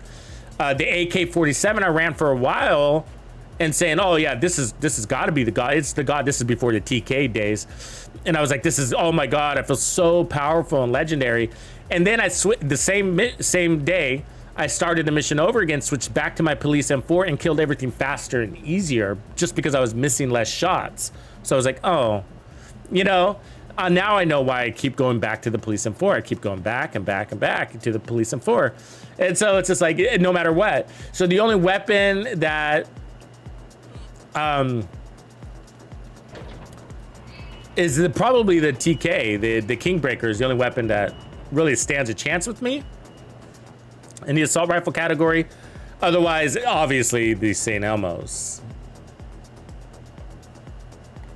Okay, so we need to use a shotgun first.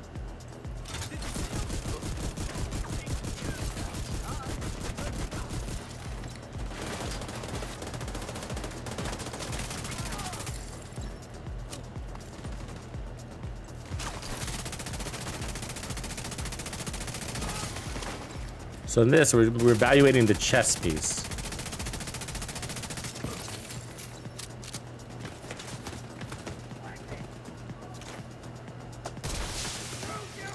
Fucking dick.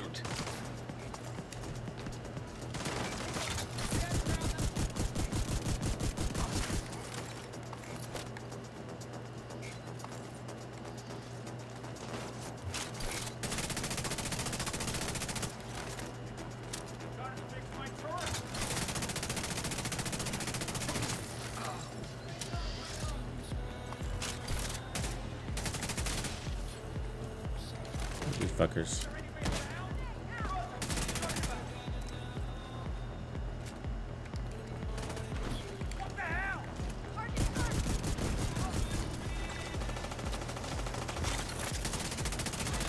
See, the reason why you want to look at this strategy is because you don't lose stacks on your assault rifle. So you can integrate that shotgun as much as you want to. And that's not always possible on some weapons, right? Like even the St. Elmo's, right? If you switch out of the St. Elmo's, you're gonna lose your stacks towards that ammo. And so you don't got incentives to do that. What the fuck is behind me?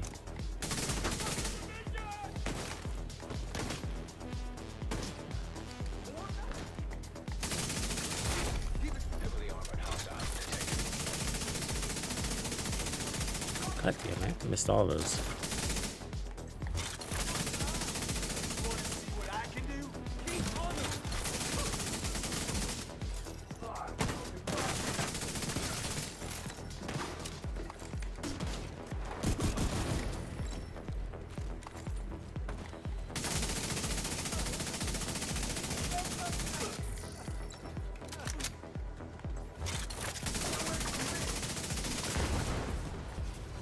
Still got a shot off, didn't he? Motherfucker. Not bad. We're not doing a bad job. It's so hard to get up there, the peak. Looking at the little green meter, right?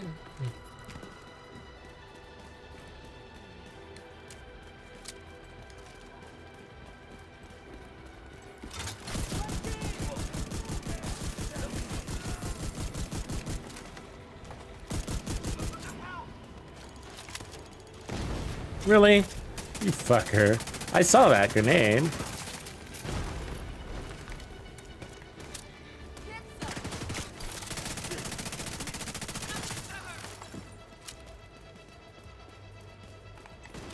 Uh-oh.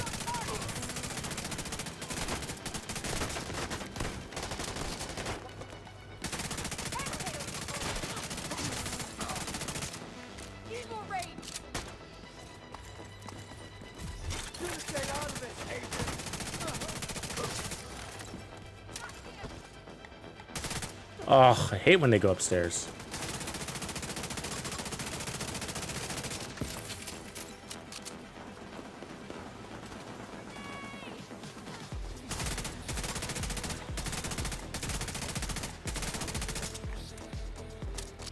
Jesus Christ, lady. I hate fighting her. She's like the worst. She's so annoying. She's just like always doing acrobats.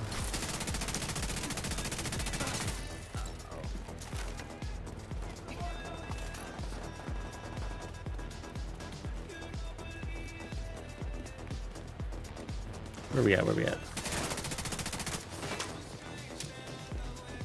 See how fast we decay? Just looking for enemies.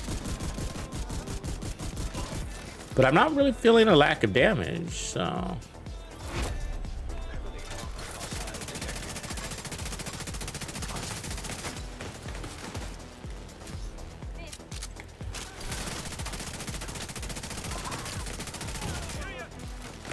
Oh, come on. Oh, shit. Get over there. Bonus armor saving me. Bonus armor saving me. Million right there.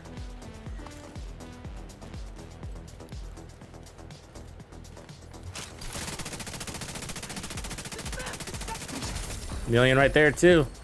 And we're not even full. You seen that? It's pretty cool. Yeah, let's try another control point and see if we can manage that. The weapon's good, man. I'm liking, so I just liking the feel of it. Ooh, that's a nice backpack. It's the way it handles is that I like. It's very similar to the honey badger. This is basically, oh no, that's a subversion, sub-hawk. But yeah, if you haven't run the honey badger, you got to do it. Savage Wolverine, if you've gotten through the projects. Mr. Gilmore. Let me get some ammo.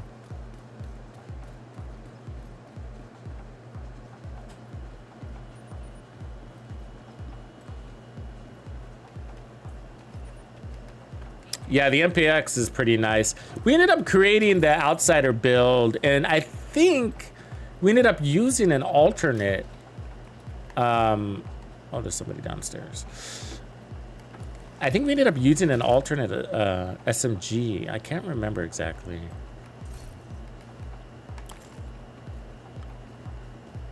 Gotta look that up. It's a build that ended up falling on the back burner for time reasons, but it was good. We created an unwavering build, and we ended up going with a faster and a bigger mag because the MP7 has only got 40 rounds. And so it was better on a vector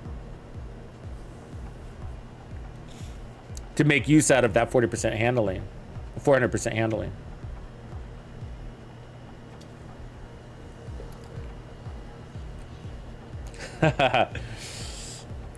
Is Weasel speaking your language there, Grumps? That's funny. I know you like that one too, huh? Ye old flamethrower. Yeah, no, this is actually the most powerful fire in the game. I run it on my status effects speed builds for the leagues. So when you're doing those league events, like I did the zoo, I think in like 17 minutes or something like that. And it wasn't legendary. It was like, what was it, hard or challenging or something like that? I can't remember. But it wasn't that the enemies were difficult. It was that it's a big map.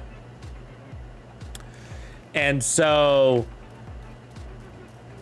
you want enemies to die quickly. And so it was a fire chem build overall, but there's some enemies that are standing in your face when you open the door or enter the room.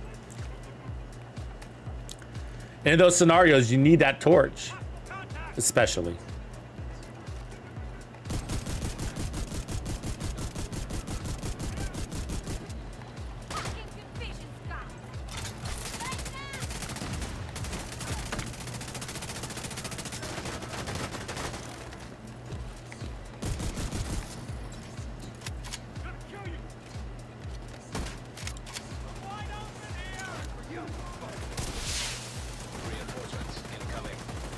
Out of here.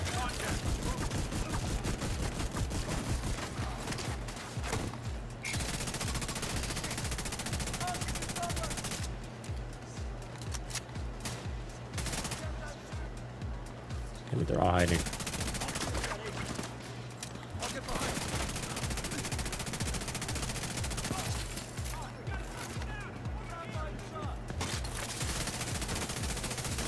$1,030,000 right there.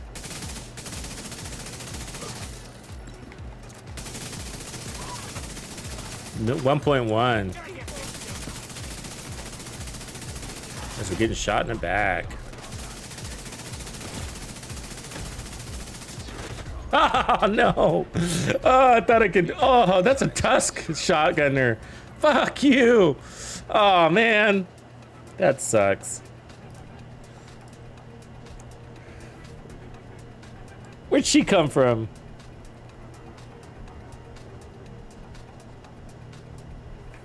No, I haven't done the talents yet.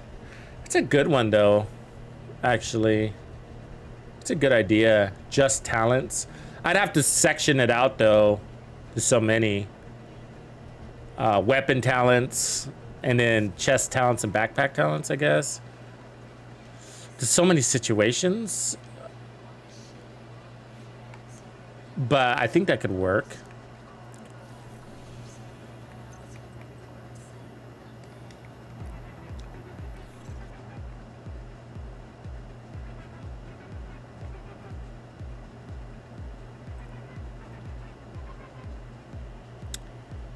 I haven't seen any disconnects today, Robert. I mean, I've been logging in all week. I haven't had that issue.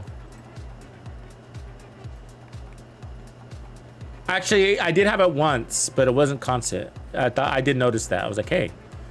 I rarely experience. I got a pretty stable experience. I'm on the Xbox. I think that helps.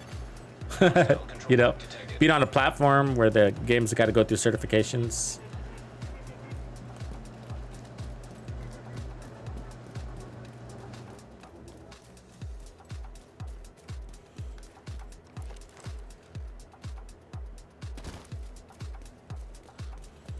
Let's do this again.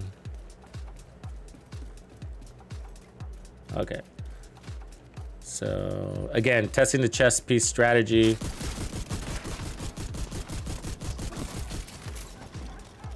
Versus alternates. I mean, the truth is probably just from the exercise of like, oh, the chest just adds more of a challenge, even though you're not missing out on any damage. Is probably a good enough reason to not run it. But I'm definitely not missing out on any damage. If anything, we're getting more when the situation counts.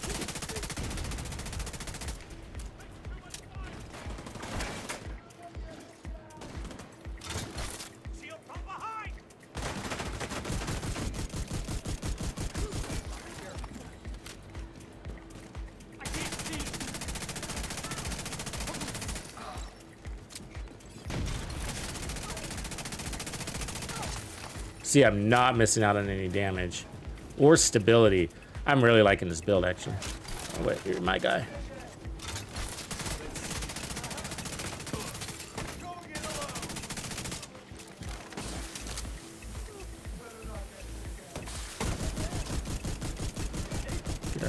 Easy stackers right there.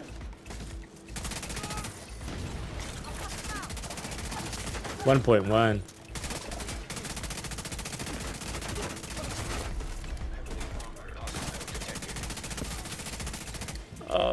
Foam guy.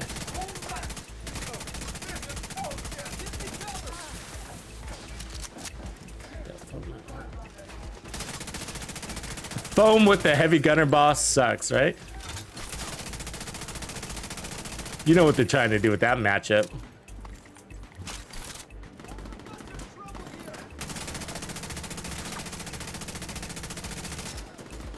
See if I can kill him. Beat him. That was a test. I wanted to see if I can get him before he broke my shield. Comes down to just keeping his shots on target, though.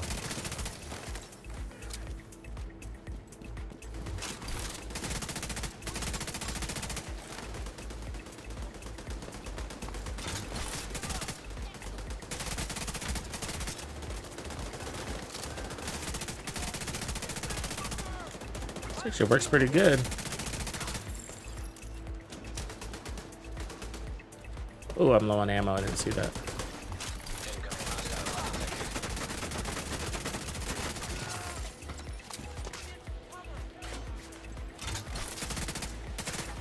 Fuckers.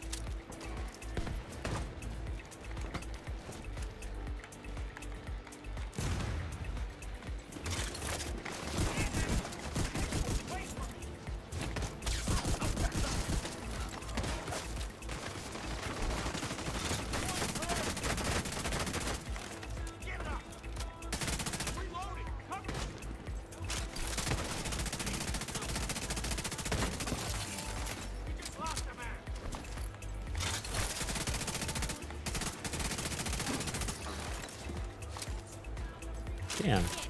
Going farther and further back.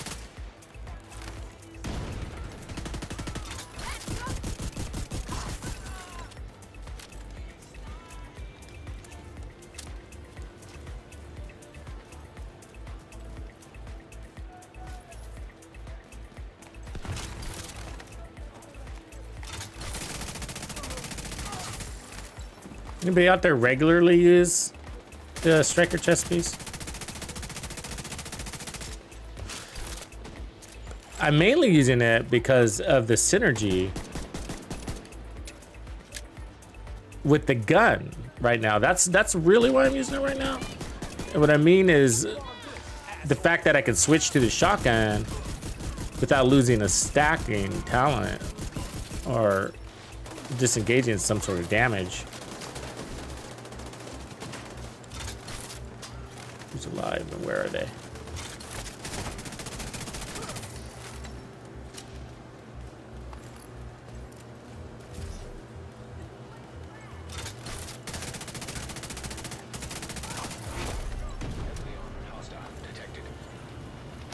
Oh, come on.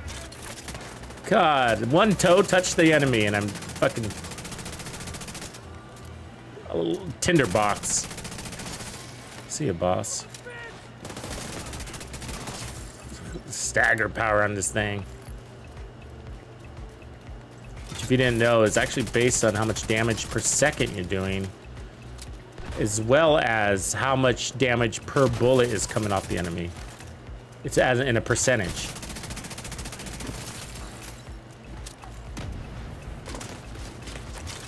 Really?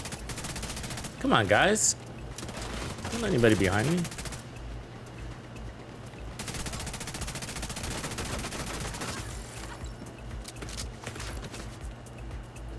Yeah, so what I'm enjoying really though, like overall, is how tight I can hone in on that head. You know, as I climb, so I start at the chest and then work my way up to the head. And how steady that feels. That's really what I'm enjoying most. Supply room access unlocked.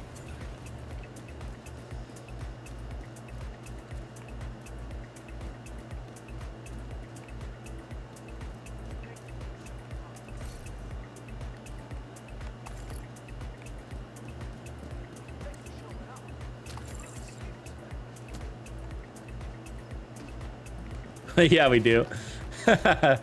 We need to tell them to stop washing our clothes in kerosene.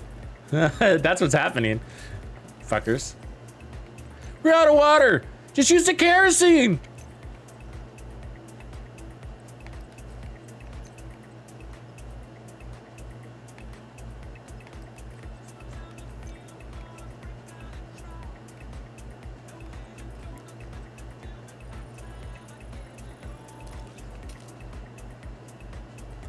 Yeah, they use old oil rags. The laundry issues.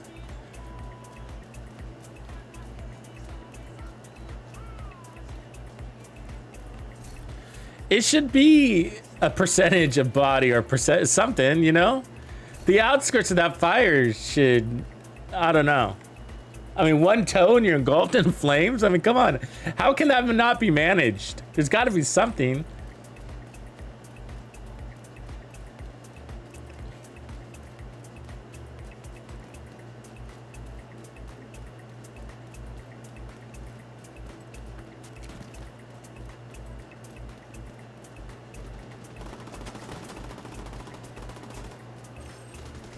Really? I'd never seen that, Scrub. No, I'd never seen that at all. No idea, bro. Sounds crappy, though. Right? You get bugged out after spending an hour to get there, or a half hour, whatever it took. Damn. That'd piss me off. Okay, so I'll need to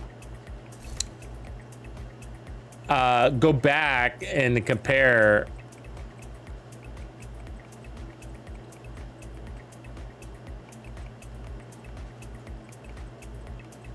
We could, so actually, let's compare this one next. Let's try the pristine example. Now, we're not always in scope, so I don't imagine it would stack up really high, but let's give it a try. So,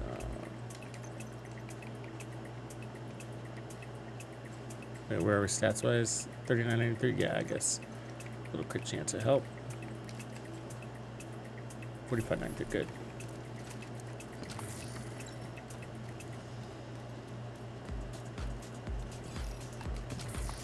So it's kind of funny when I whip out the shotgun, I actually don't want to kill with it. You know what I mean? I actually just want to stack with it.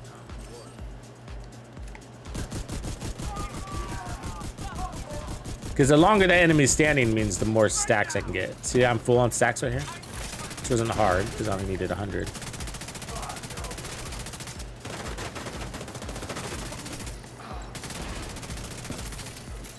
$800 on the body.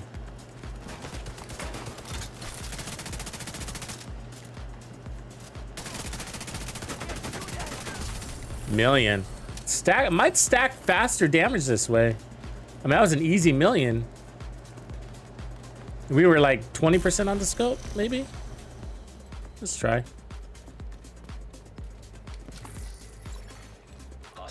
You know, your logic would say, the scope isn't going to be worth it because you're not going to be in scope that long, but you might be okay with the rate in which it stacks, even though knowing that you're not going to be full. So I'm going to get out of cover in a second here.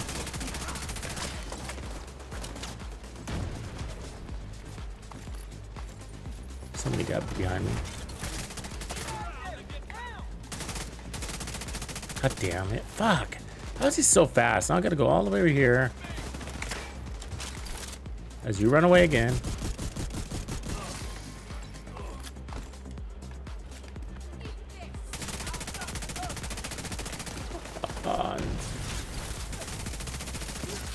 See that we're getting to 1 million quite quickly this way. Might be the better way to go.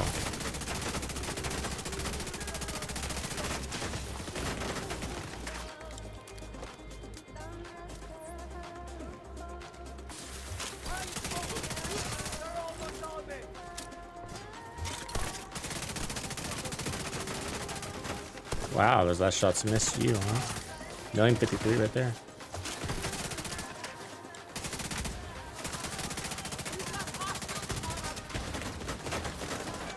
Fucking battle here, bro.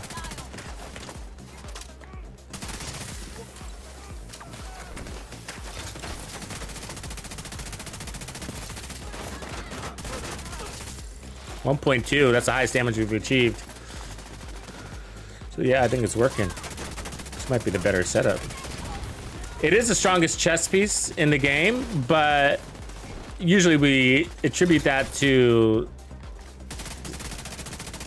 playing from a single cover location.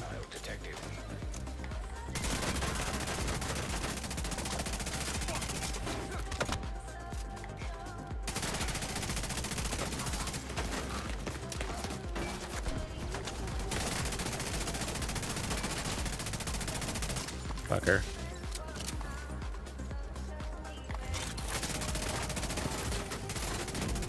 They're fucking everywhere.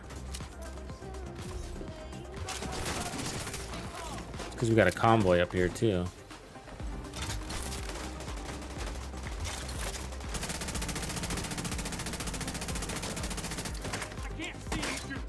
Ooh, look at this.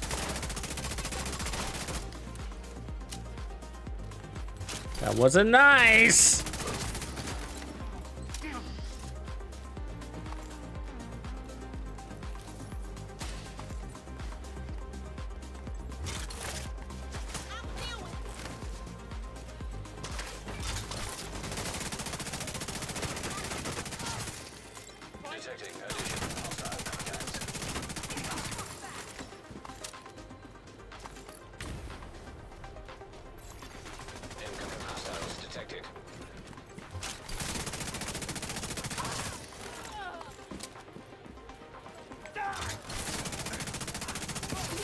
I actually feel good about this. Evan mentioned to try this earlier, and I was like, nah, you know, I'm gonna be moving around too much.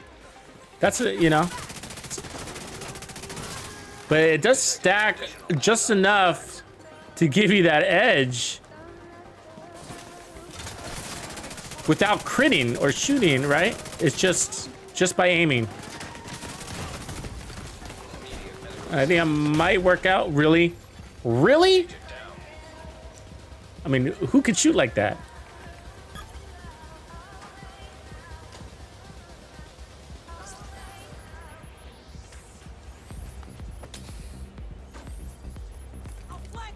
Right on, Dana. Good to see you pull in. Yeah, the memento is hard to ignore in solo play. I mean, it's just... I avoid it just because it's so good sometimes, right? Just to give you guys other looks. Knowing that I'm giving you a not as optimal build, but... Like, you're probably tired of seeing the memento on everything. But... It is the best exotic in the game. They're never going to give anything to us like this again. Enjoy it.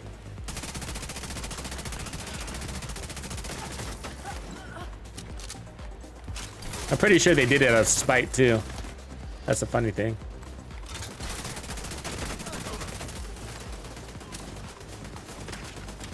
The devs are like, you guys don't know this game. Pfft. They were literally saying that to us. So they gave us the memento.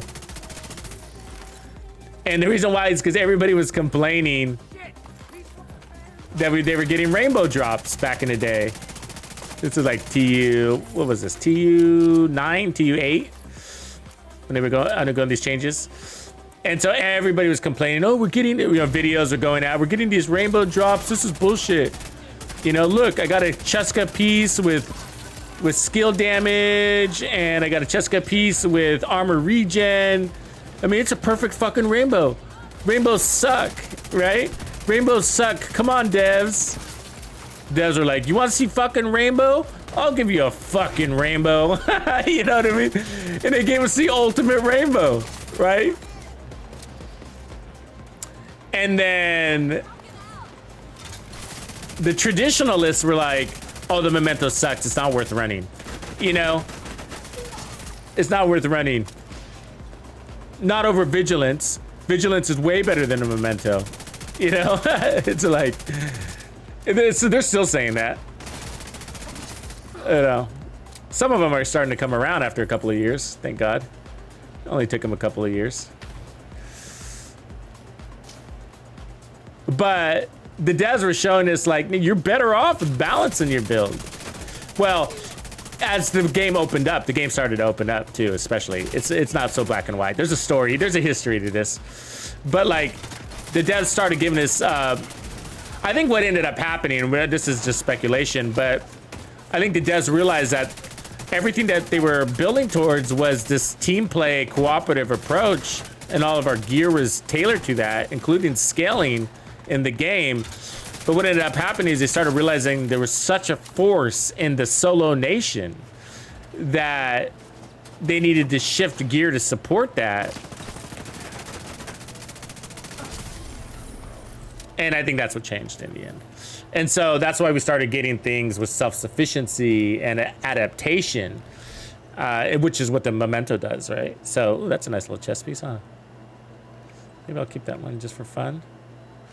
So yeah, and so that's what the memento does, is allows us to adapt to the scenario real fast, right? Grab that trophy and stand against swarms.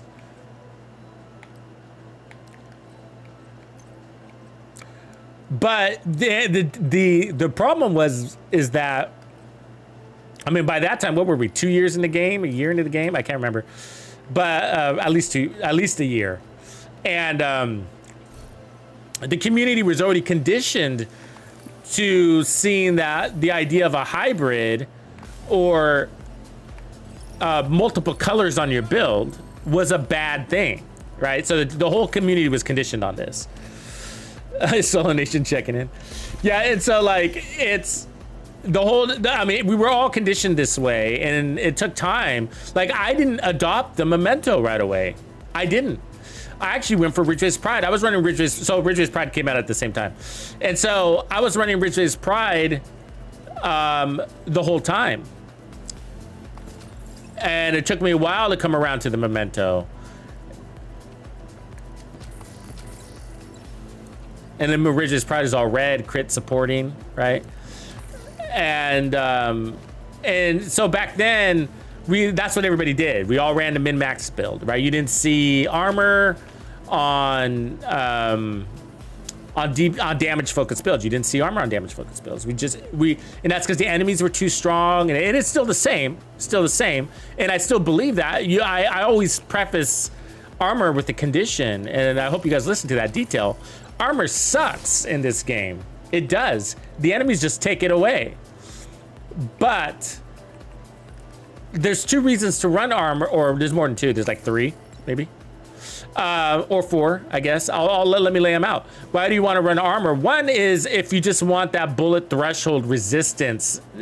Basically, it's that extra second of time to get in cover without breaking or dying, right? So that's why a lot of people. Basically a lot of people run 1.1 million armor, right? That's why it's like the steady, because you don't lose any real damage to do that. So sort of like, why not? But you could also say, but why? But you could also argue that with, yeah, I'm not losing much damage, but I'm also comfortable not running 1.1 million armor. Then you could also argue it that way too. You know what I mean? So I'll just take the extra damage instead of the extra armor. It's the same level of survivability, really. You know, if we're talking about a bullet or 2, right? We're talking about your reaction speed and situational awareness. That's what we're saying. And so you could run 1.1 million, and I'm running that right now, right? And the reason, and I'm running it for different reasons though. But you can run 1.1 million just as a buffer. And that's what a lot of people do to help compensate in case of accidents, mistakes, or surprises, right?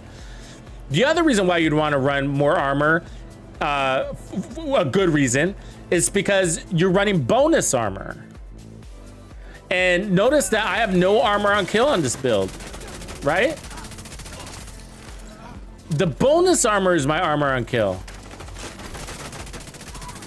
And that combined with how fast I'm killing enemies, clearing content, and the regen, the bonus armor plus how fast I'm clearing content is why armor on kill isn't needed, and the 3% armor regen I have on the build is enough. And that's the other reason why you want to run more armor is for stronger armor regen. And so 1.1 isn't a very strong, but it's strong enough for this content. So I'm playing into the bonus armor and then the armor regen. So you got bonus armor and armor regen so far, and then the oopsies level of resistance to take an extra bullet. They help you react, right? So there's the 3 reasons. The 4th is a shield. So when you could be killing really fast and have the best time to kill in the game, right? But your shield could be your weakness, because when it breaks, you're fucking toast. And it's pretty easy to break a shield nowadays, right? The shields are designed to break, as a matter of fact.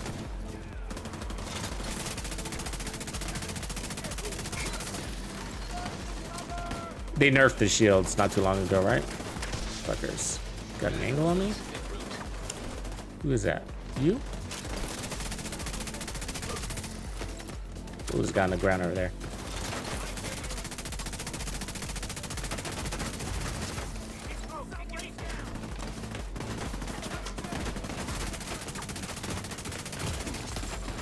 Oof. Get my decoy out here.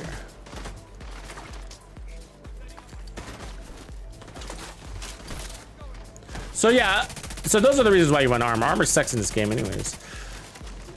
But the other reality is that whatever your armor level is, it's likely not gonna last more than 10 seconds anyways, right?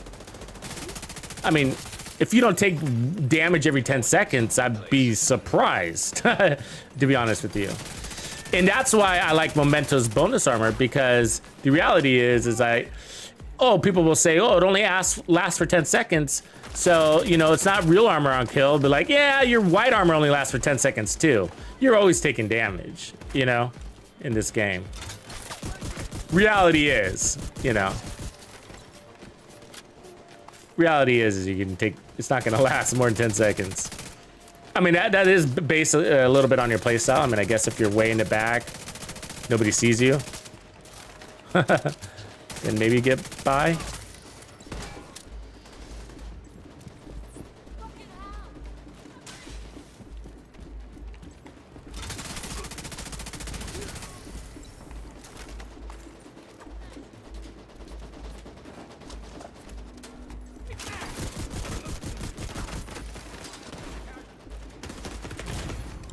Serious trauma detected.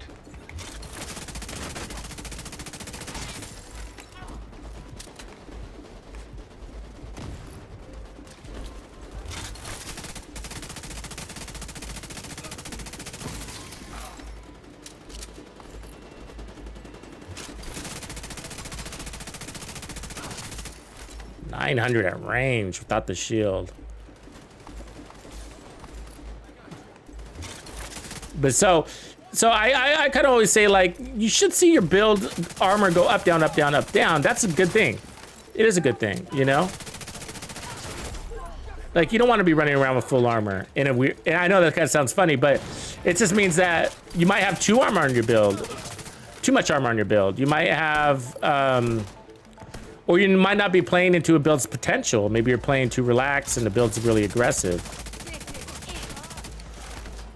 Or, you know, there's a lot of reasons where that, the truth is, if you're running no armor and you're always at full armor, I mean, that's a good sign too. That means you're doing a good job as a player and skill.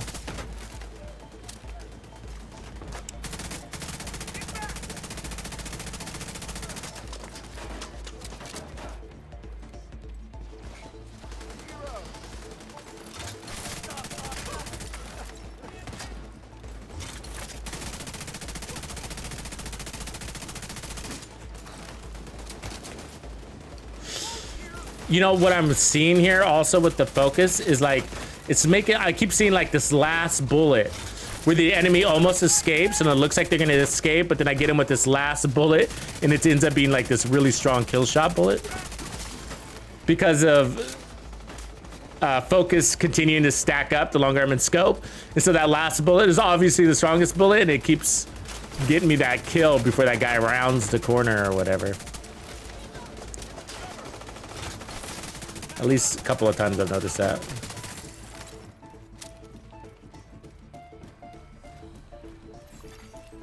Incoming hostiles detected.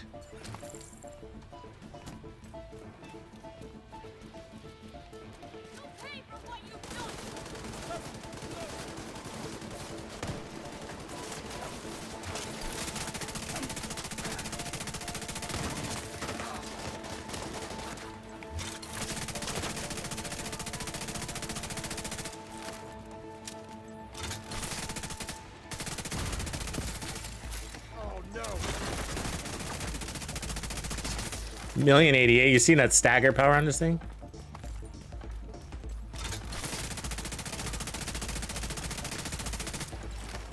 Range, it's steady.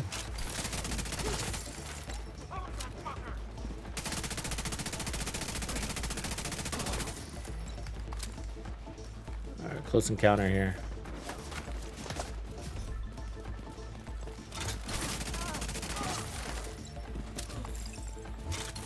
Where'd you go, fucker?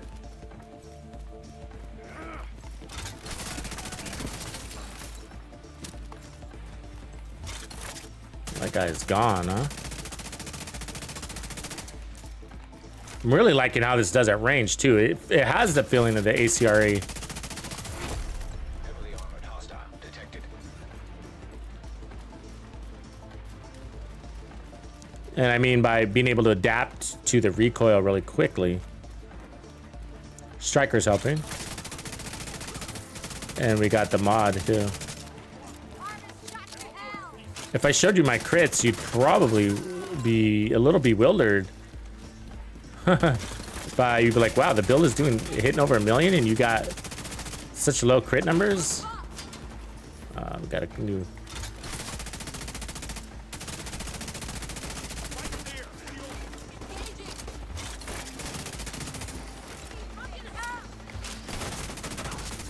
.1 right there.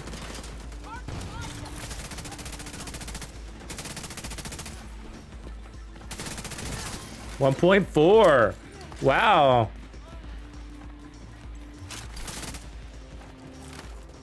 Without the full stacks. Wow. On Striker. This has got the ability to do some serious dealio damage, man. For hitting those kind of numbers. Can see what it does in the range. Not that it really matters, but it does the job or it doesn't, right? I prefer to test this way anyways, not really know its potential. Like it works or it doesn't. Works well or it doesn't.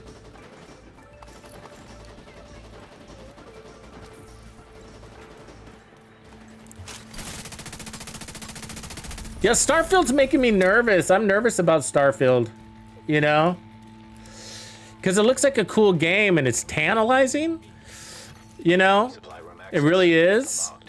But it seems so ambitious. It's just like, this is what I feared, like the worst case scenario is that it's slow, it's boring, the fights aren't big enough or engaging, and it's, the worlds are desolate, you know, because they got like these basically infinite worlds to explore, right?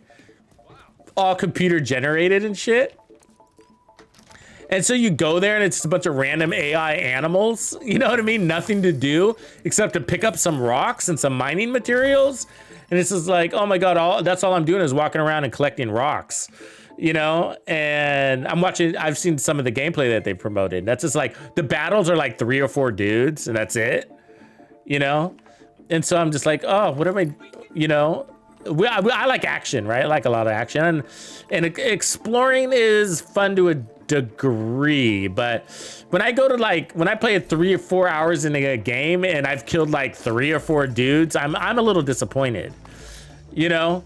And like, I want action, some action, you know? Like I like to explore and I love the beauty of new worlds and all that too, but, and developing my character, but I want action, you know?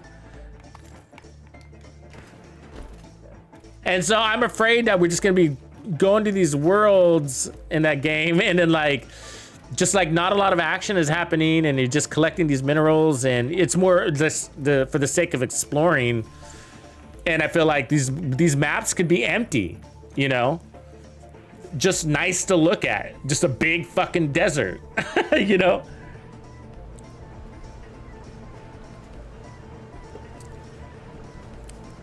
So that's what I'm afraid of. But it's intriguing. That the fear is, the part that's scary for me is that it's intriguing, the concept. And so you're like, oh, cool, I get to create spaceships.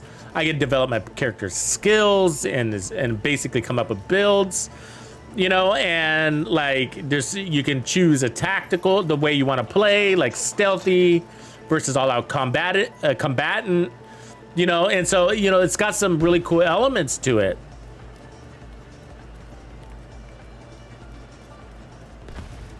And so,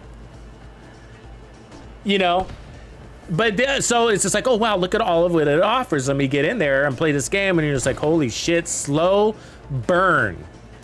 You know what I mean? Slow burn. You know what I mean by that?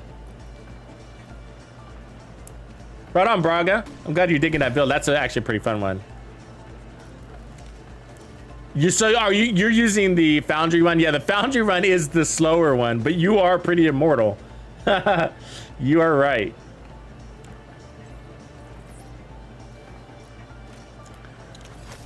I like the Catharsis one is, I think, the tankiest one of all, which is kind of interesting, right? Umber one had the most dynamics, and then the Heartbreaker was the easiest. And then the Striker one is more advanced, performance based.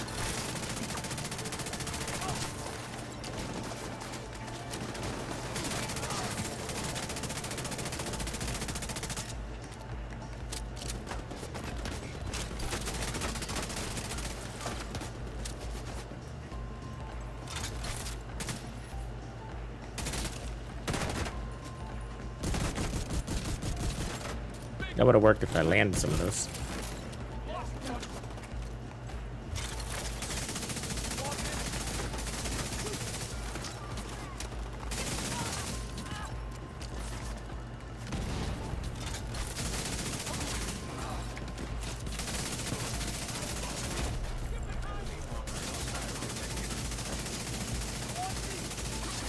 What? 1.5, one mag, this punk ass.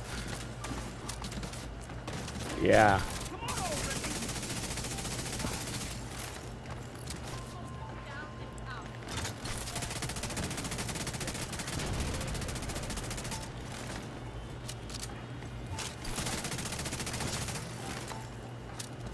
I'm coming for you.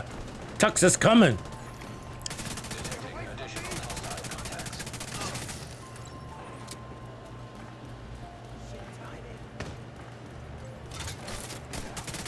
Oh, line up, motherfuckers. Line up.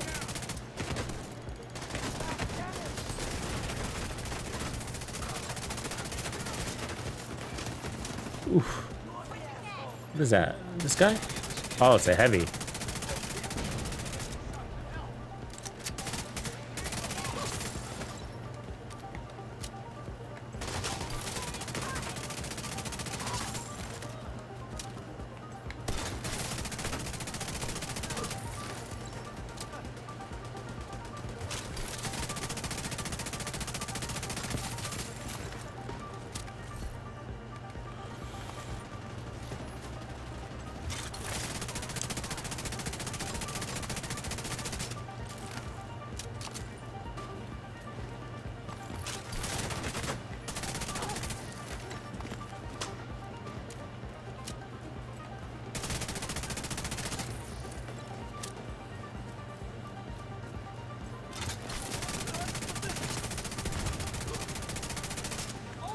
Ah, I missed his phone.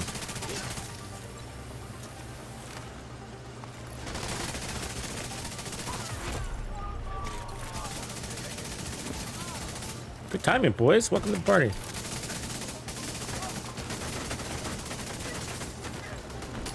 Oh, it's a heavy gunner, isn't it? Really? That's how you feel about this, huh?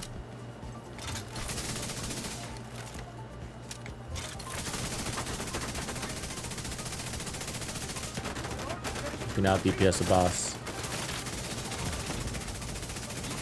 We can! That reload, you got me on that reload.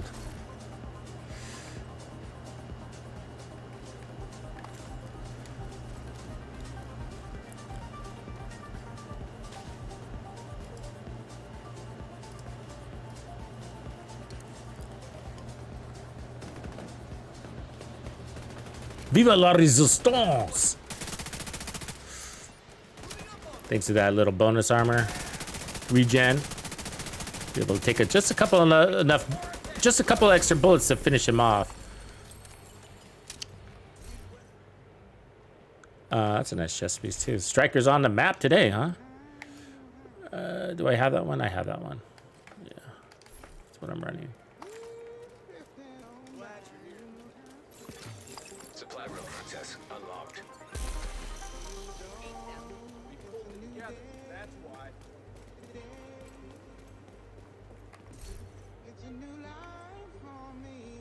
I didn't think I'd still be running this build. It's fun. It's fun when it's making the time fly. Should we move on to something different? I'm cool with that. This one's fun. I could keep going, you know? Let me run one more control point with it. And then we'll move on.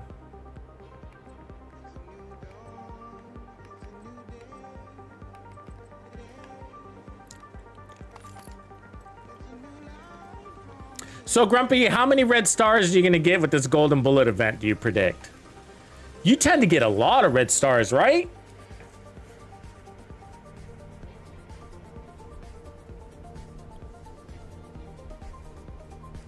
Grumpy, aren't you one of those that usually gets like a couple of million?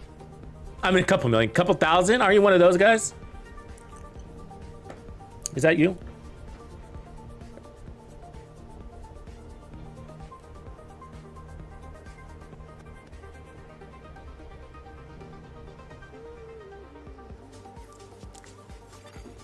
Hostile control point nearby.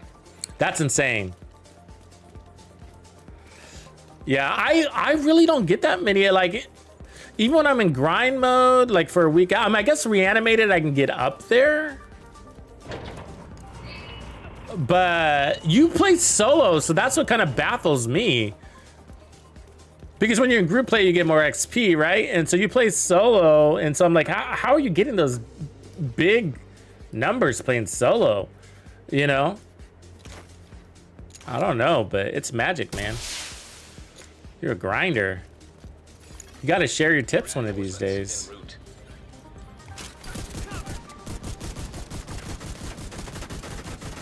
Really? Why are you guys... Ah! Stuck! Well, I guess that's the end of that build. I got stuck on that fucking rock! Oh my god. Okay, let's work on a new build. Oh yeah. Oh, so you're doing a lot of fast traveling convoys? Yeah. Nerf that, I get it. Obviously, the summit was a thing for a minute, too. I know some people said... There was one guy, can't remember who, was saying that he did... I mean, he would have a lot, and he would solo the summit with all directives. And that's how he played. I was like, that's crazy. Because I've done that test, and you don't go that fast, you know?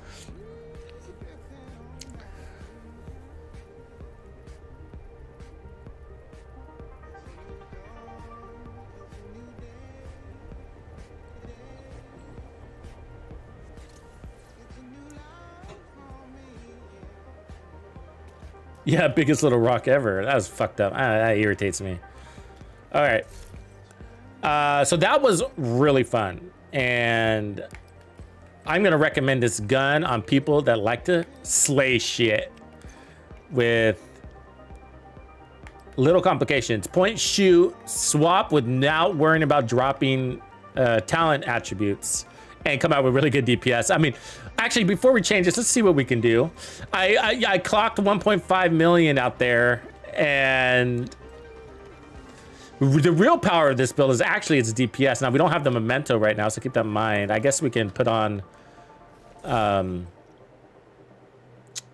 let me just run that 4th piece of striker, and then I'll go ahead and... Or 5th piece of striker, and I'll just leave it like that, okay?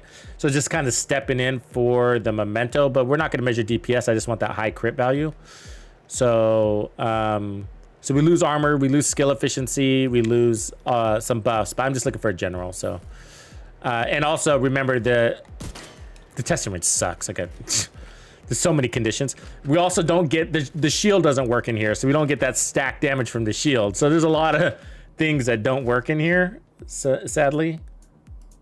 But let's see what we do otherwise, just from get a general sense.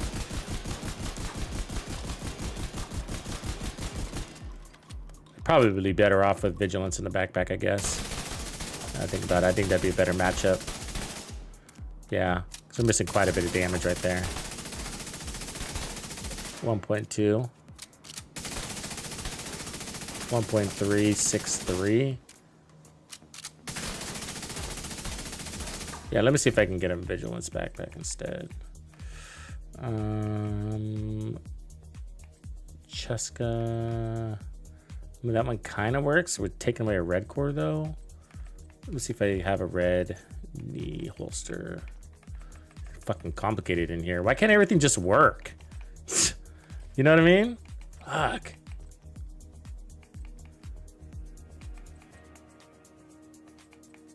I guess I can run 511. That's fine. Yeah.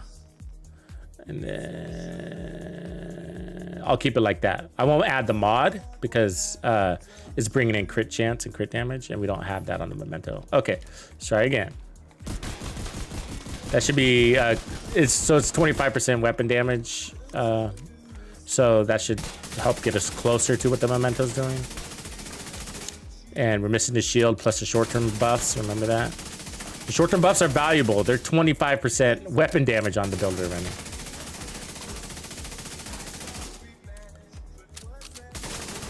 So when I got 1.5 million, I looked down and I noticed we didn't have all of our, nothing was fully stacked except for the memento. So yeah, I don't think I'm gonna be able to do it in here. Oh well. That's what sucks about the memento is that you can't test it easily. You can go run out there and then get your memento stacked and then run back in here, but it doesn't. You're still missing the short-term buffs, and you might be like, oh well, you can't count on those. You absolutely count on those. That's why I run it. I run it because of the short-term buffs. I'm playing trophy to trophy, you know what I mean? So I definitely played into my short-term buffs. You know what I mean? That's why I run the memento. So, but look at the crits on this build. We were doing this with 93% crit damage and 45% crit chance. So yes, I have my crit chance low on purpose, okay? And so for one, you can't do that, or you can, but you don't want to do that if you're running obliterate. And I'm not running obliterate.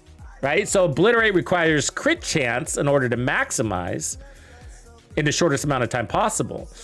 And it's always disengaging, so you really want to maximize it, right? You know what I mean? Because it only lasts for 5 seconds. So you really want to get there as soon as possible because you don't got much time with it. So because we're not running obliterate, you know, I'm cool with not having 60% crit chance when I only have 93% crit damage. So this is what I call balancing crits. And this is what I do when I'm under 120% crit damage. Now, if I'm over 120% crit damage, you want to get this to as close to 60 as possible. 55 or higher. So, yeah, so that's really neat. And to think about everything we were doing with only 93% crit damage on the build. You know, and that's because Striker's strong. We got a strong base weapon, right? That's not even maxed out. There's no expertise on this, you know. That's a good weapon, guys. It's free. You can get it in the light zone. It's solid. 1.8 seconds. Awesome stability. Noticing I'm running the mod here. 20% stability. So we got 35% stability because of Striker's 15. So this is a fucking build. This is a build. Simple, easy. You don't have to run the memento, but it gave me way better survivability and greater numbers. But we did, you can run the Striker's backpack too, if you want to. We also ran the Striker's chest, and it worked.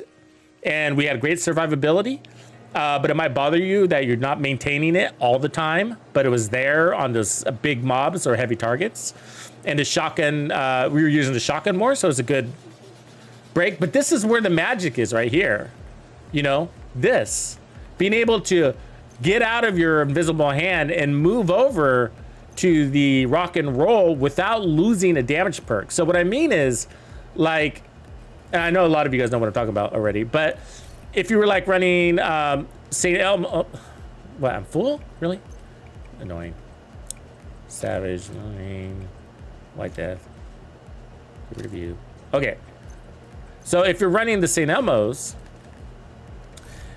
like this, which a lot of people are right now, right? So you probably know this. Oops, I got to get rid of that. That. So a lot of you guys are doing this, right? This is a great build. You can't run this, obviously. Don't worry about the rest. But you Striker St. Elmo, very popular, right? So the problem is that, let me show you. So look, we're getting stacks, right? You see those stacks in the bottom, the little orange bar? Now let me switch over. Get my Striker stacks, right? Cool. Oh, we got all our power. Now switch back. My stacks are gone. So you got to do it again, right? You got to do it again. And so basically you can't switch out of the St. Elmo until you've earned your ammo. There we go. So now we've earned it. Great, right? But notice there's some stacks there. So you do some overstacking, which is great. You want that.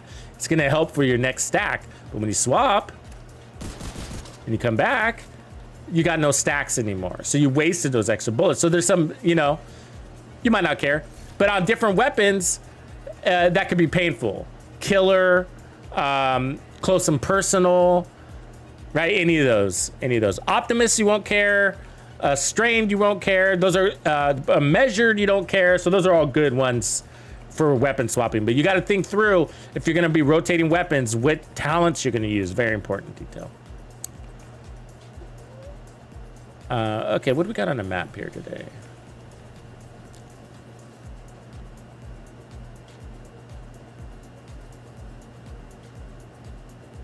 Boo, Cavalier.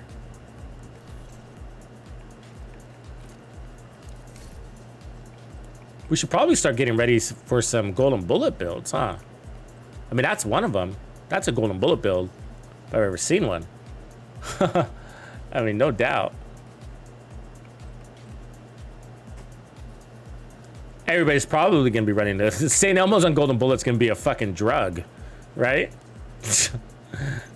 You're gonna fucking, that's all anybody's gonna run.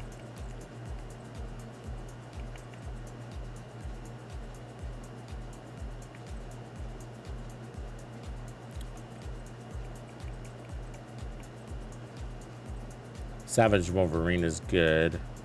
I don't want to run it right now because when it comes to playstyle and performance, it's basically gonna be what you just saw, you know.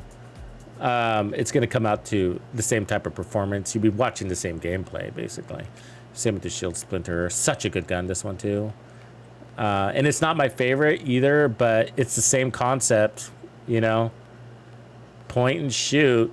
This is coming in the form of weapon damage instead of DPS. But DPS-wise, I think this is stronger. You're down mods. Let's see, 3 on that. Actually, it might be the same on mods. 3 on that. What is the invisible hand? I think that was 3 also, right? 4. It's got a full set, yeah. Sort of.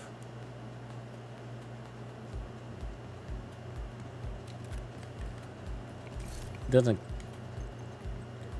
Yeah, it does have a full set, yeah. So it's got more mods. That's a win. If you're looking for crits or handling, but the F2000 is nice.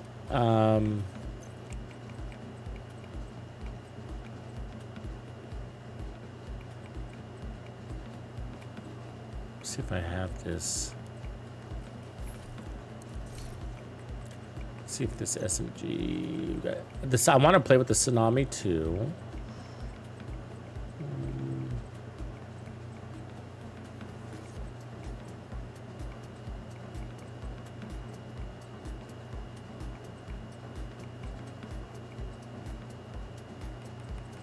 See that earlier?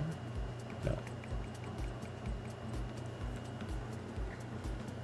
Some of these aren't good, like single players. Like the Grudge one isn't really that good for solo play.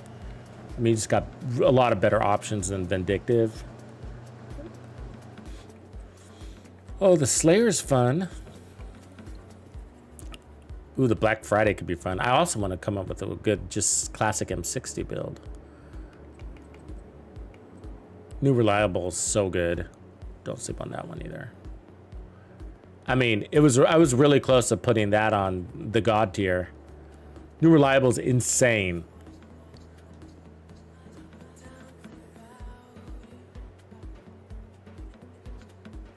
It really is. It's such a good weapon. I mean, I was really close to putting that one on God tier. I mean, the only reason why I didn't was like, cause the handling is just like, well, not everybody needs the handling. So that's the only reason why. But it was close. But I mean, you could argue that in so many ways. It's just like, well, you don't need the damage on this one either. Yeah, it's a tough one. It was almost there. I mean, that's my favorite LMG, really. The Equilibre is good. Let's do that. Let's see if I got the pieces. Let's see if I got the pieces. Kind of an advanced build, so because not everybody can play shotguns like up close and personal. It's an acquired skill. You gotta get there. Everybody can, but you gotta do the time. Let's see if I got these.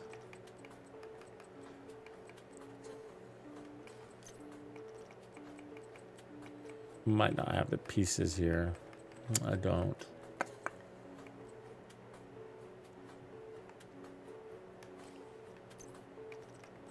You know what? Let's do a Sawyer's build, actually, because when I was reviewing the exotics, I wanted to do a Sawyer specific build because it's a really good knees. Let's do it with the Ecom's long stick, which I don't have the real one, so I'm going to run a mock.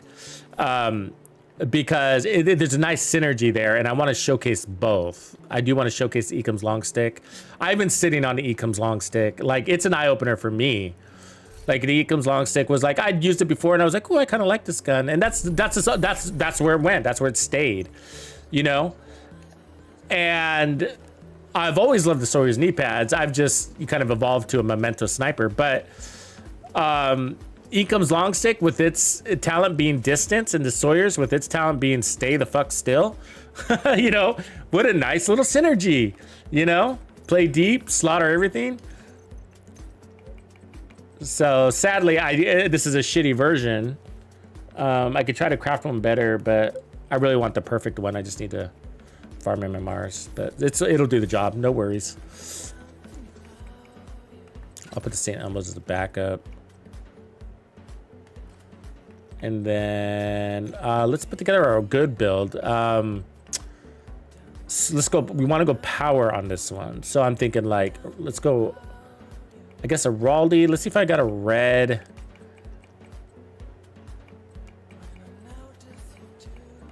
I don't know if I got the red. Habsburg.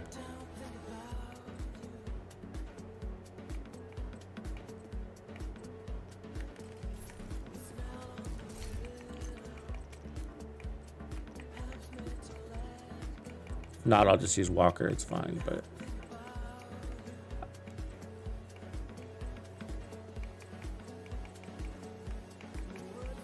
Still looking for that red Habs on the chest, you know, apparently. Holding out. I can go Providence, it's the same. All right, Providence. Marksman. Maybe I got a Habsburg backpack by now. Red-ish. That's a bloodsucker. I mean, I could run that one and just keep the health. It sucks, but it's cool. We'll have enough handling.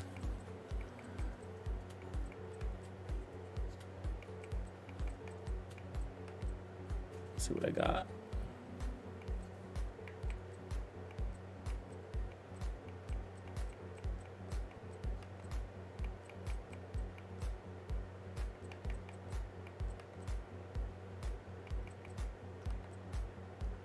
Dilemmas, huh? All right, and then I think 3-piece hotshot is what we want for the power, because you're gonna get 30% marksman rifle damage, 30% handling, and then 30% headshot damage. So we used to run this 3-piece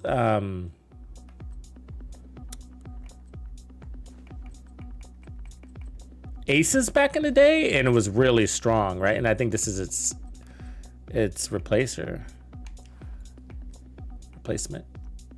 So let's do that. So Habs on the backpack. So I'm gonna go all red except for the knees. And then we'll put this here. And then we'll just go standard fixer.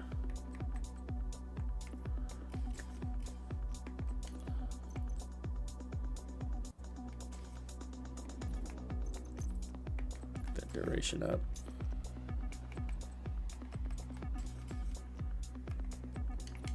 So I am gonna go all damage on this one. And showcase that, basically. And so when we get the real version of this, when I get a better one, it'll really showcase nicely and show you what you can do. I'm a big advocate that you don't need a lot of overkill on this. So, but for legendary, that's where we would find that application. You can either two-shot Chungus or you can't. So within a 4-man group, you know what I mean?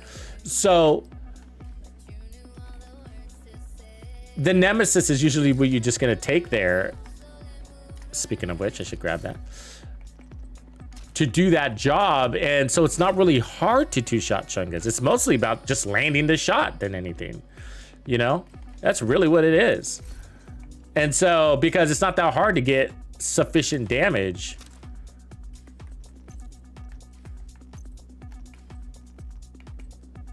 $39 gloves. Clips 9, clips 8.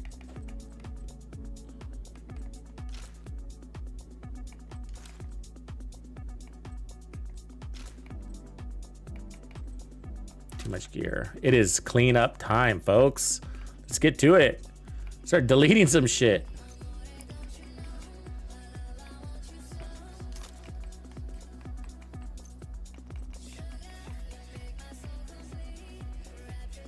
All right. So I think that does the job there. Let me fix that backpack. I'll put a red core there. So we're missing a little bit of handling because we got a stupid health thing, but I'm okay with that.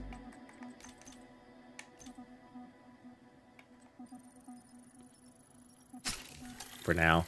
That's because we got a lot of handling from this, so that's the reason why I'm okay. And then we got one on our chest, and then sharpshooter. So should be good. You also get more health here, so we got a lot of health on this build. Explosive resistance can't be staggered. So this will be a good showcase for legendary. Let's see what kind of damage we can do here.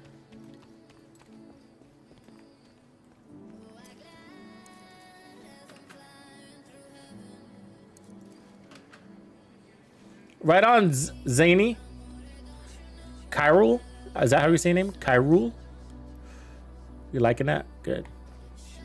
So let's look at max distance here, which is not really 50, because if you look at Ranger, I think it's going to say 49, if you can even catch that.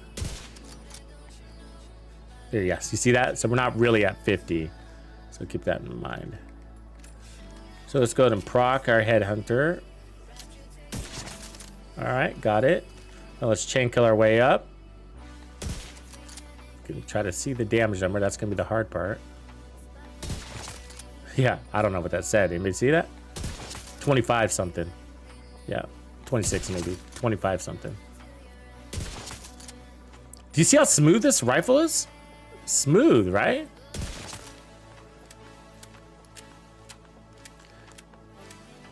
So that's a long reload from empty, but we're gonna show you. You can shoot and then reload, right? Which is you're doing anyways. That sounds cumbersome, but the reality is that when I'm reloading, I'm finding my next target. You know.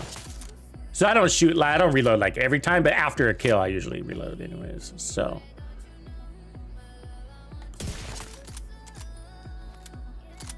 All right. You get it. Let's take this bad boy.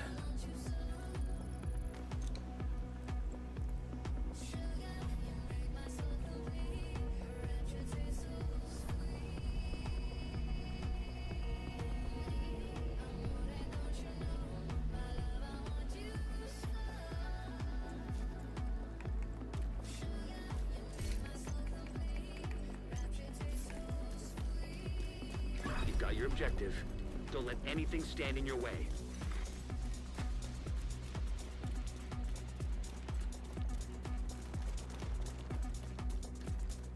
Oh, you know, I wasn't paying attention on the knee pads back then. I assumed we were standing still.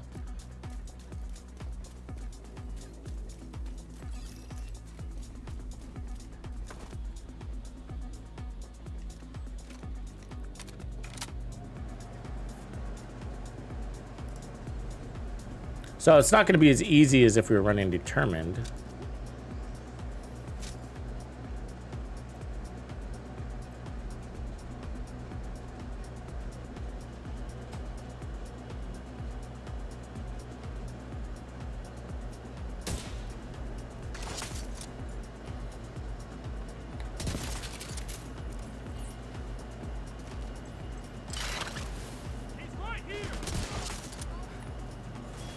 Very steady weapon, though, huh? Look at that head.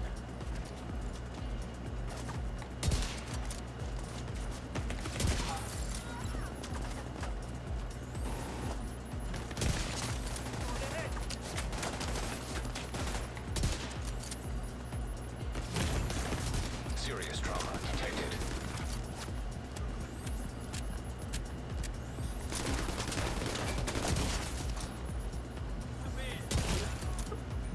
Ooh, that was fucking close, huh? Let me take a fucking heal. You're getting sassy on me.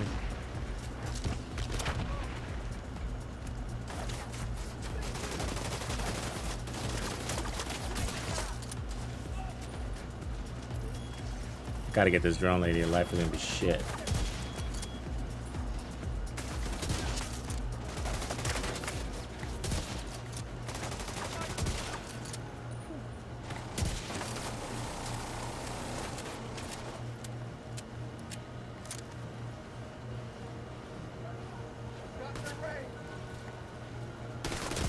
Fuck. So this is all without trophies too, by the way. For a second, he's gonna get me. Yep, he's gonna get me. Agent vital signs. So for power wise, oh, we don't have trophies. What am I talking about? Never mind. I'm so used to wearing the memento. Your objective. Don't let anything stand in your way.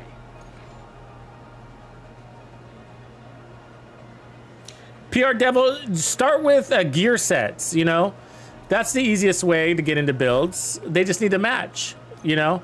And make sure you use loadouts, if that's what you mean by switching. So we have these loadouts. You can save your builds in here. You just got to make sure you got the right specialization saved, and then you're good to go. Anything stand in your way. The right gear. And then for farming, my tip would be to go to Countdown. That's the easiest way to get the right gear. Even exotic farming in Countdown is pretty fun. Or not fun, but easy. Easier.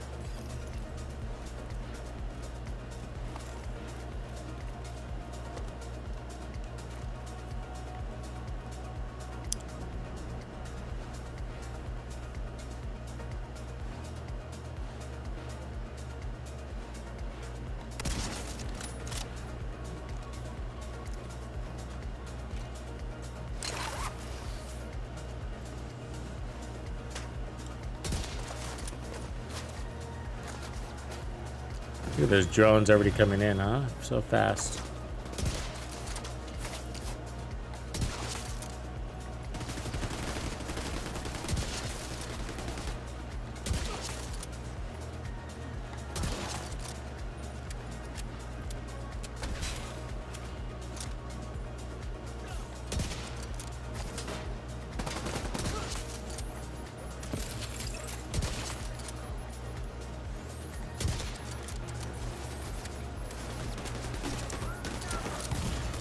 Serious trauma detected.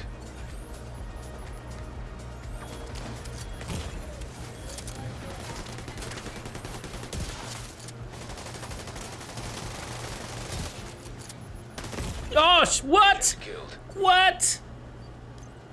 She got a hell of a shot, that lady. That angle was tough. She nailed it. You've got your objective. Don't let anything stand in your way. It's a smooth sniper. Just smooth sniper. I mean, we don't have to be running Ranger, but I'm pretending to showcase the real Ecom's long stick. So this is a replica, essentially. So I don't have the perfect Ranger here. And I'm missing damage to targets out of cover. So we get a little bit more damage out of it. But it's a general idea. You've got your objective. Don't let anything stand in your way. I used to have God rolled. You know how many God rolled Ecom long sticks I've been getting rid of? And it's hard to choose anything over Determined. I would admit that. Determined is so damn good, right? It's like the memento of sniper talents.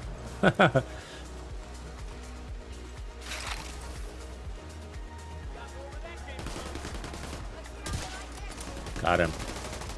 Wasn't a headshot, but I don't care. We gotta get rid of those medics.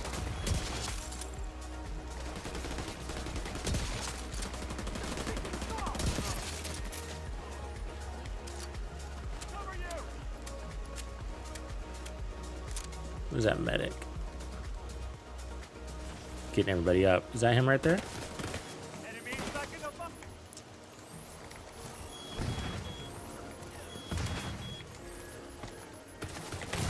Got him. Fucker. What? You saw that, right? No way. That bullet curved the rock.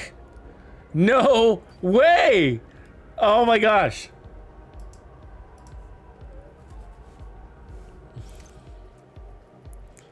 Back at it again. You've got your objective. I was well out of cover by the time you shot that. That's one of my biggest pet peeves is the bullets coming around corners and shit. I see it happening so much. And it's an interesting thing. I actually have a short on it that's... Have you seen that short that I did where I discovered a hidden room? And it was a joke. It's not really a hidden room, but I fell through the floor and landed inside basically a container on sinkhole. And anyways, upon doing that, I was engaged with the boss. But what was interesting about it is that the boss walked through a corner. And so the boss was actually able to ghost through a corner. And that tells me a lot. Like some of these corners, I think the bullets can ghost through just like the enemy can. You know what I mean? I mean, like he was shooting at me. Let me just put on a pistol. So he was shooting at me and then he walked straight through the corner. You know, his body like transitioned through the corner like a ghost would be able to. And that tells me like, wow, that's interesting that he can do that. Obviously it's a glitch, right? But so if he can do it, his bullets can too, right? And I think that's why we experience what looks like they shot you from behind cover, or it looks like the bullets curved, but they didn't. They just went through the edge. Is bullshit. And sometimes you think, oh, it's a timing thing. Maybe it's just a delay in my death, but the bullet hit me earlier. But I'm like, no. I mean, I could convince myself of that until I see an enemy walk through the corner, and then I changed my mind about that, right? Like, no, they just walked through the corner. So the corners don't always exist for them, I guess is my point, right?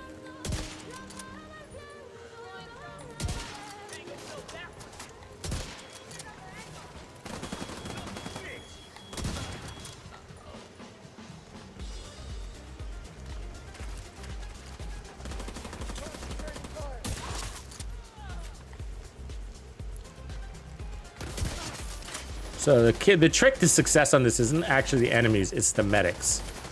Because you kill the these UAV ladies, right? And they just keep sending more because the medics keep getting them back up.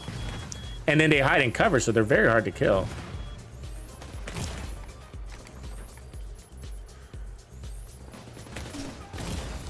Serious trauma detected.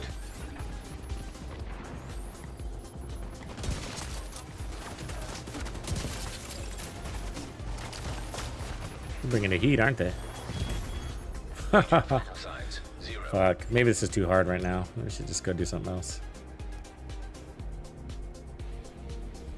It'll get boring until I get my groove. Don't let anything stand in your way.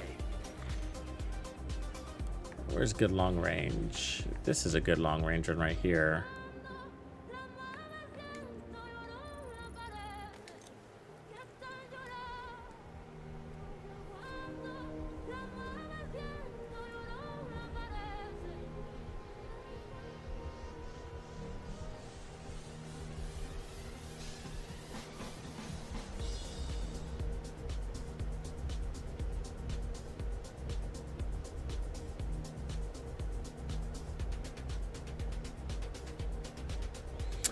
Yeah, you're right, CL. You could run explosive resist. I have quite a few of those builds, actually.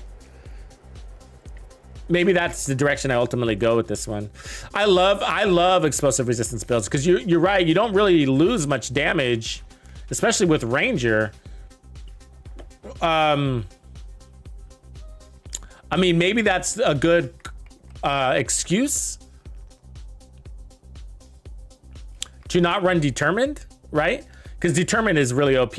And so you could just be like, well, we're not running Determined because we got maximum explosive resistance. So we're using Ranger to power up for what we lost because of the explosive resistance.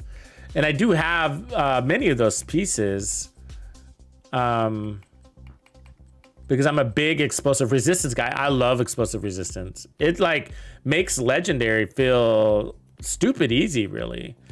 On snipers, not all builds, but on snipers because these are kind of the same. Let me get rid of that one because you got that one-shot kill capability really easy to earn, even in group play.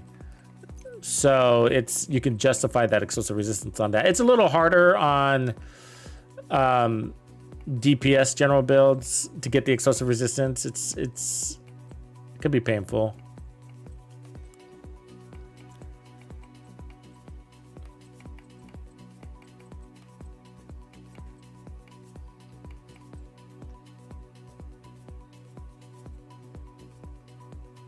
Oh, you were doing with the ninja bike. Yeah, it's not bad too.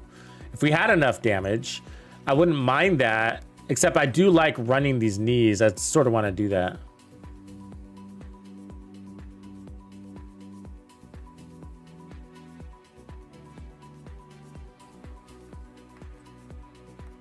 That'd be part of the equation anyways. It doesn't have to be, but the stand your ground part makes it really easier to snipe even when you take a grenade to the face. Let me see if I got the right pieces here. Is this one? Yeah, we could take handling off there. So I think it's just the holster and the backpack we would need to swap. And I don't know if we'd get it there all the way, but we'd be close. We could run Demolitionist on top of it because we're using the Nemesis. Yeah, let's go that one. So the one with Hazard, that one, okay. And so I'd need to run a different backpack. So we could go.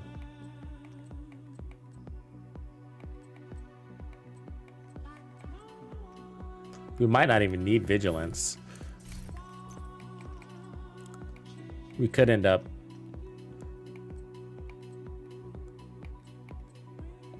There we go. We could run that one. Heraldi. Already got explosive resistance on it.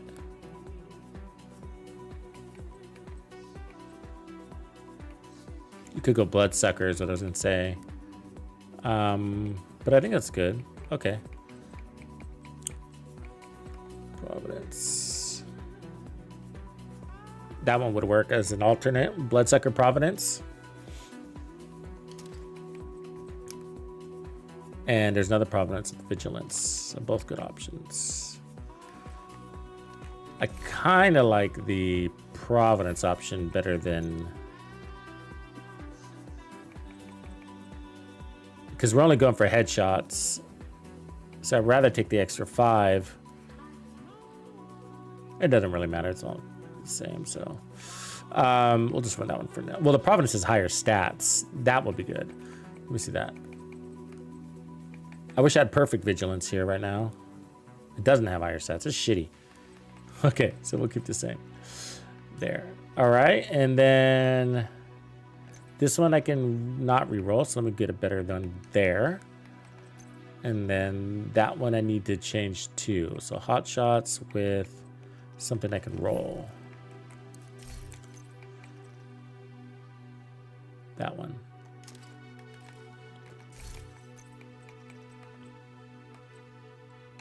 Cool. And then the chest is ready. So that gives us a 10% there and then 50 more. 10, 20, 30, 40, 50. So we'd be at 60% explosive resistance, which should be good. Because I think, isn't the max 80? I think the max is 80 on explosive resistance too, isn't it? Or is it 100? Can we go all the way to 100? I don't remember. I'm losing my mind. But 80 should be good. Either way, we could go 2-piece R&K also if we have enough damage. I'm not sure I have that chest piece though. It would have to be in the chest and backpack. I don't know if I have that. There's R&K on the map though. We can go farm it.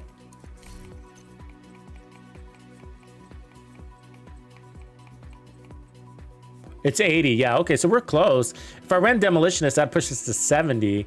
If I run, if I can get the R&K 2-piece on the chest and back, then that'll give us another 10, and then Demolitionist will get us to max. But you don't need to be max. What I've found is that you do want to balance it with heals. So you could go like Alps the other way, or whatever. You know what I mean? So, because you got to heal from your explosions. Being resistance is only part of the equation. You do got to heal from it. So, and you don't need too much heals. You know, you're a sniper. You're in cover. But then you put protection from elites in there on top of that. I don't know. It's nuts. King, what up, bro? King Art in the house. My brother from another mother. All right, let's go fix this, and then let's see what that R&K is. Oh, we're in R&K zone. All right, actually, let's not fix this. Let's just equip the mods. Let's get a headshot here now, but some of these might end up turning into protection from elites or repair skills, or a combination of both. Yes, it's gonna end up looking like red, yellow, blue to a degree. One big memento.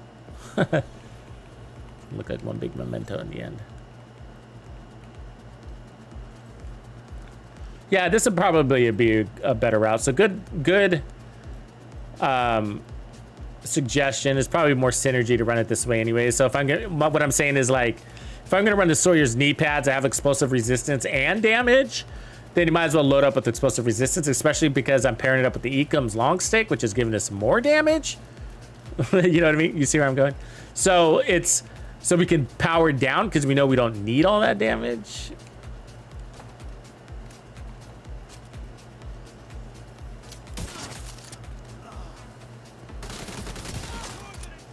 See, I mean, I already hitting at 22 mil. I mean, we're good. Oh, that wasn't a headshot? Fuck you.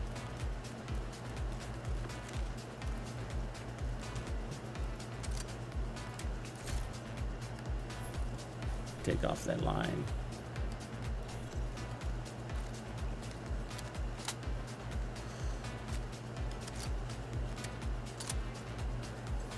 So, all right, our knees are stacked. Let's see if we can pick out a target here for the lettuce. Yeah, there's one. So 5 million right out of the gate. There we go. 2 shots to kill an elite without the support of the TAC 50 or whatever. So that's good. Now I can move, right? So that's the thing about people don't realize about Sawyer's knee pads is, like, once you activate Headhunter, you can move. You don't need it anymore. So now it's just your defensive thing. Fuck did you guys come from? Oh my god. Agent killed. Of course they come from behind me. What up, CD? Mr. Stan?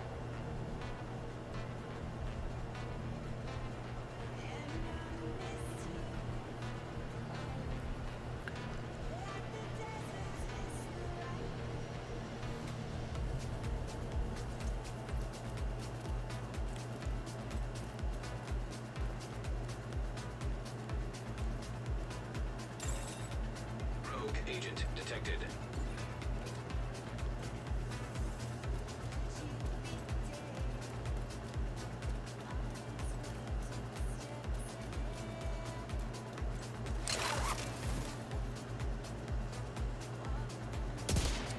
Oh, that went right through his head.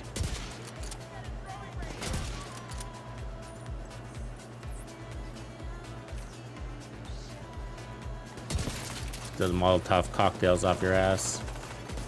Hostile control point identified.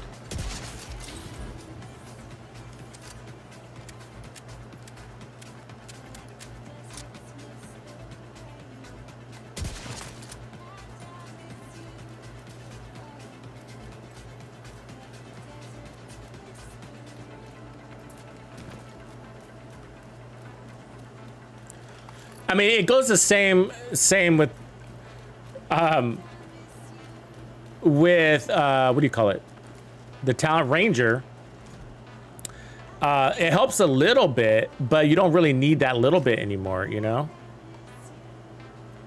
Once you activate, is what I mean. Really? Lost my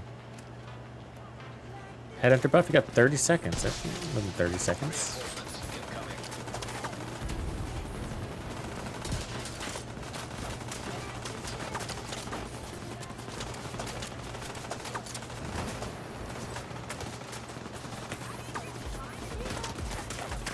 Jesus Christ, that fucking turret right there.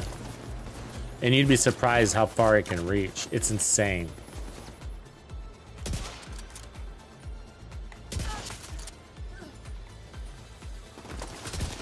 And he's fucking immune behind it too, which is crazy.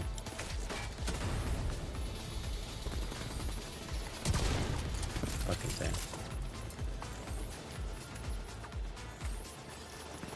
Oh, thanks for the subscribe.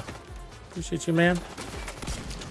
Fucking guy is immune behind that invisible shield of a turret. Otaku for life. You rock, man. Appreciate you.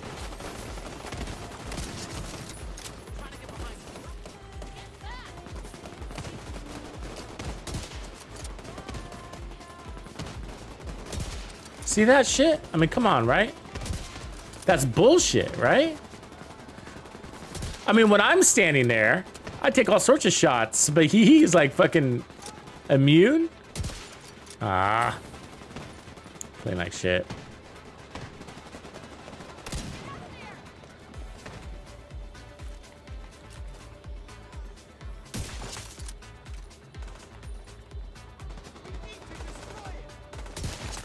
You gotta get right at the top of that head.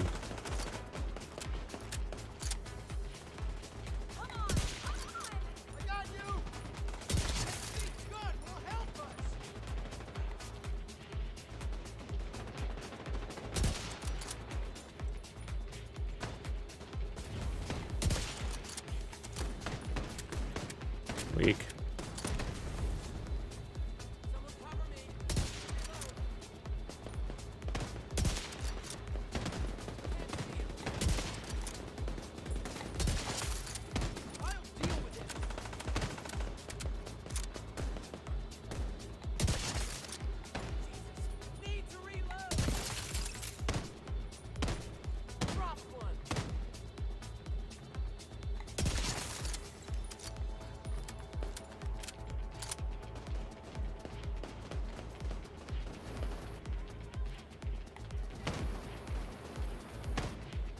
So 47 meters right there, right? So you notice that there's no real incremental change, no impact to our damage. It's always going to be around 25, and that's because Headhunter takes over. 25.3, 25.5. Did we break it? No, unless you shot him in the arm, apparently. It used to matter when Headhunter didn't exist. And so Ranger was really helpful on snipers because of that. Because you'd have to put out multiple shots. God damn it. Come on, dude. So annoying. What is he doing? Breathing heavy in the corner? God damn it. Took forever. I lost my fucking buff.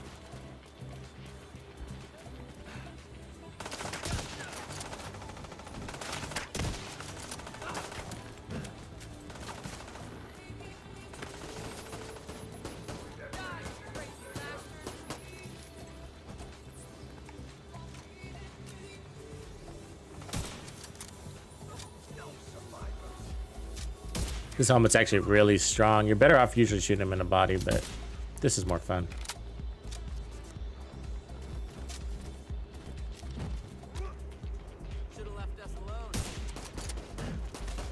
I mean, what are we into his head for? Like 20 million now? There it is. And then he's a one-shotter.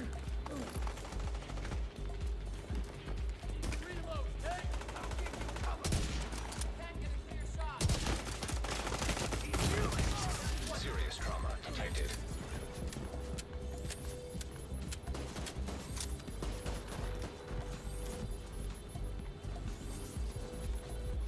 Come on.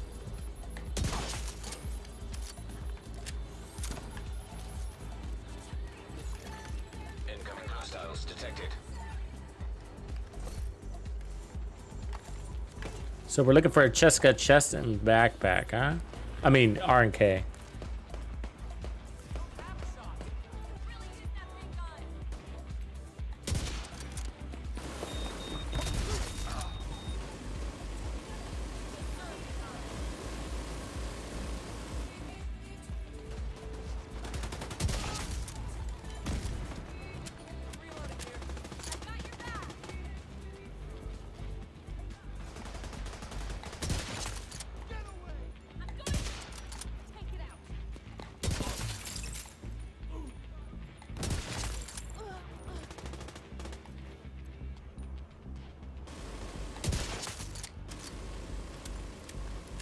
Seven kills is nice. Those extra 2 mags are nice. I'm enjoying that.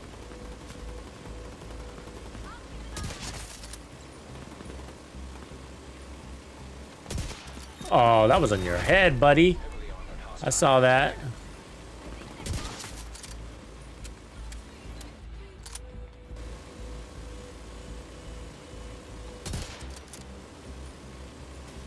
That head.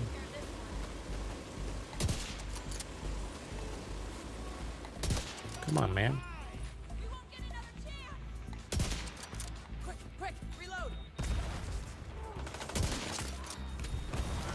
So it's always 25 million. Doesn't matter, does it? Ah, that fucking boss. Chicken shit.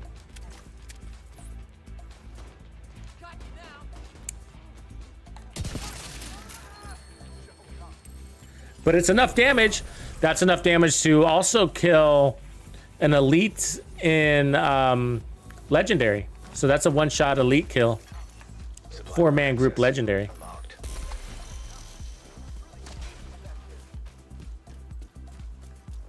With that damage. Unless they're running Ragers.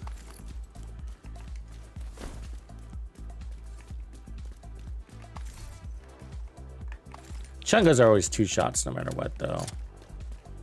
Because you got to break that helmet.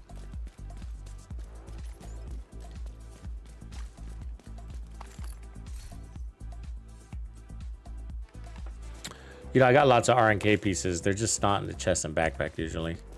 I like R&K. I keep a lot of it in my stash. I like incoming repairs on certain builds. And I like explosive resistance a lot for legendary. Rifles and marksmans mostly. There's just not a lot of room on DPS builds in legendary. There used to be. I used to have a good one back in the day, and I tried running it recently and it just didn't feel the same. Recently as in like 6 months ago.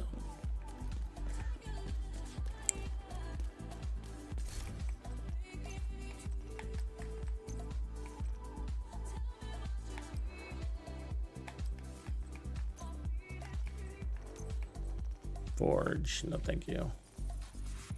Forge isn't that good. Yeah, explosive resistance definitely over PFE Blue Manchu, like your name.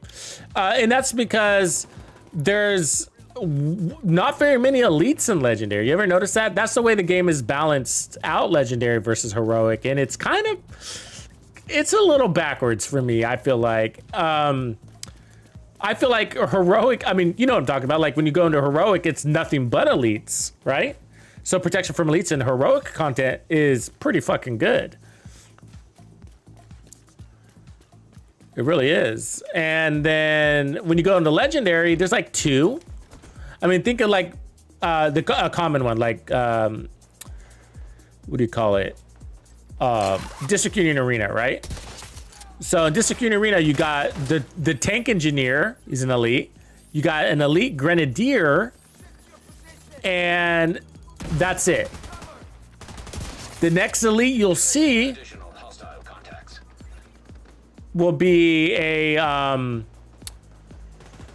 the Chungas, right? So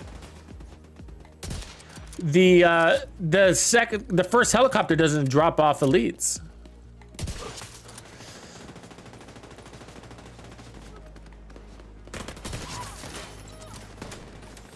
God, you get into his fucking fight over here and like wakes up the whole goddamn neighborhood, huh?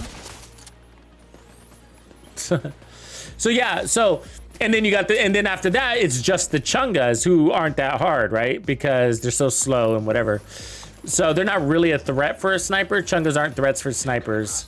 Two-shotting them is pretty damn easy.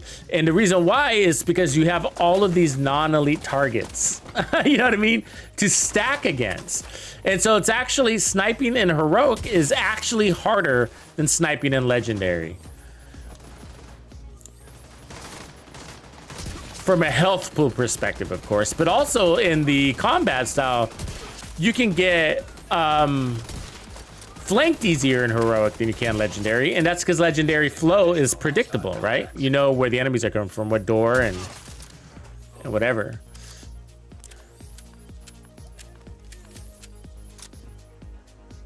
Yeah, so I do. But if you can have both, then even better in case you come against a Legendary explosive.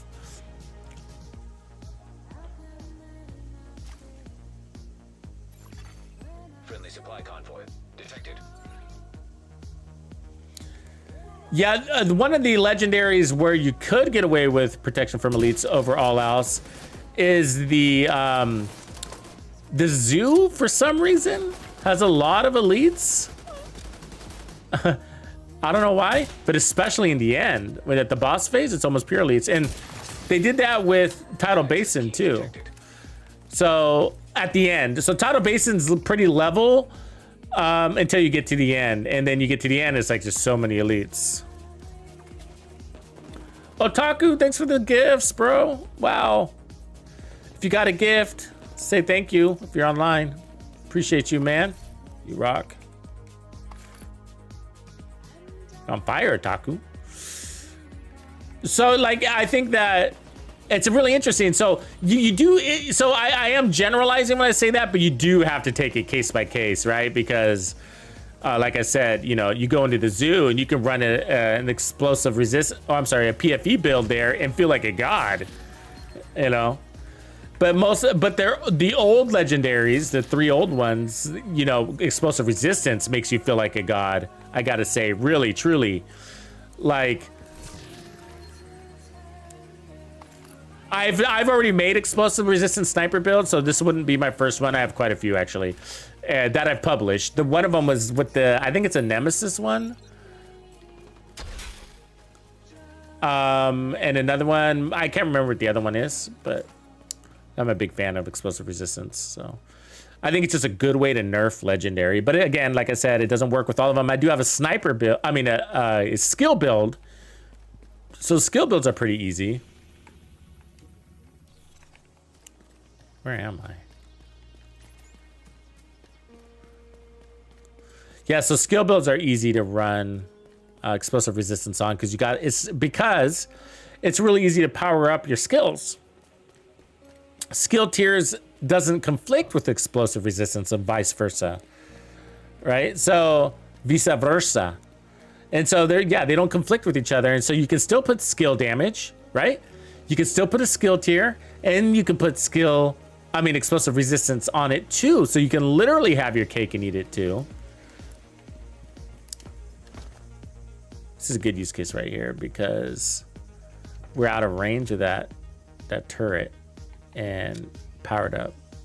So yeah, skill build version is always really nice. I got a good one there where I use Brazos.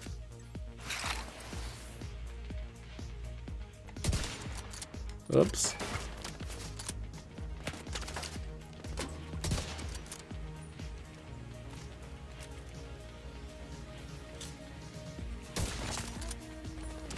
See, this is actually a pretty good position here strategically because the enemy has got to come right at you. No cover for them. Heavily armed hostiles guarding location nearby.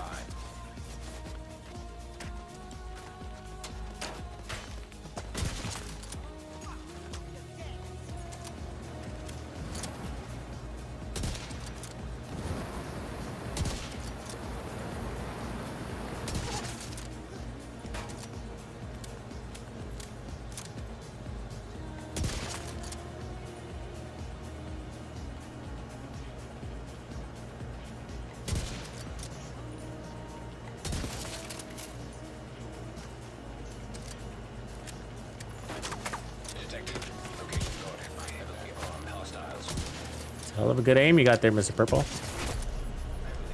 Hostile detected.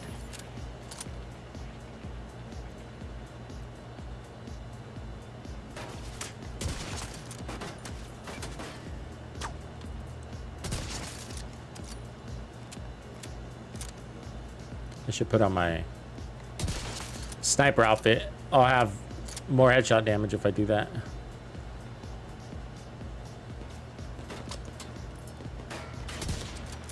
Try to estimate his head here. He's hiding.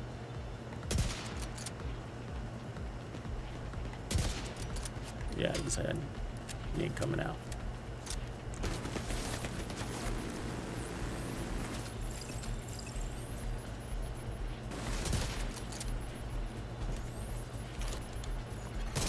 Heavily armed hostiles guarding location nearby. And now here comes that stupid little thing.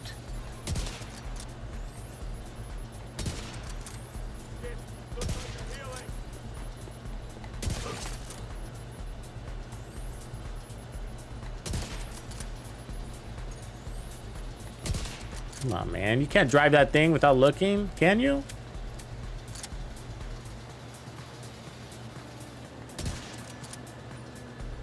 Apparently he can.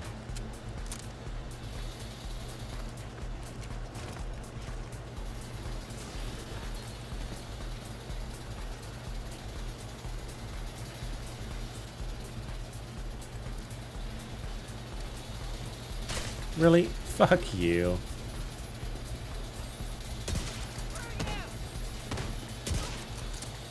I lost my buff.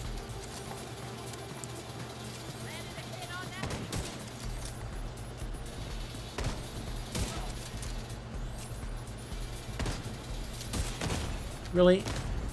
Immediate medical assistance needed. Oh, she's bugging me, man.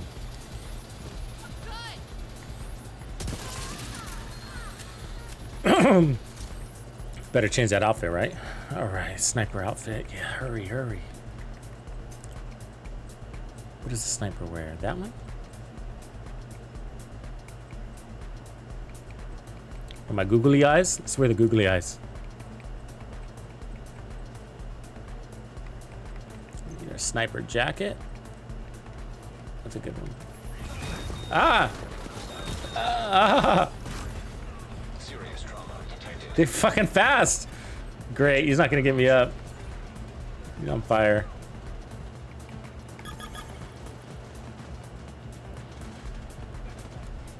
There you go. I've actually noticed he's been doing a better job of re-engaging after he gets blocked. Anybody else notice that? Never could tell if I'm imagining these things. Comes to UI behavior.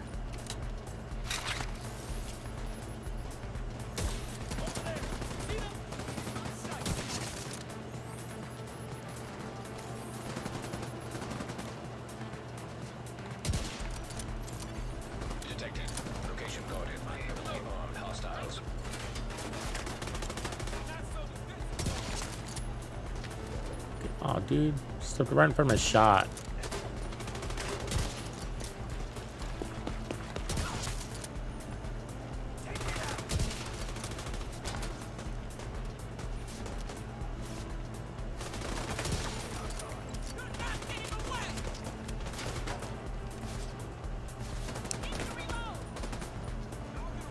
Come on.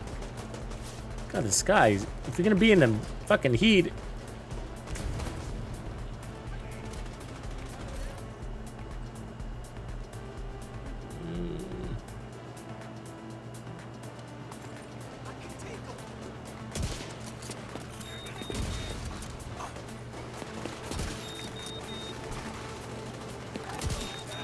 Jesus Christ.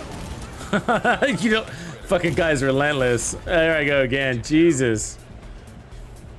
Their fire is insane, right?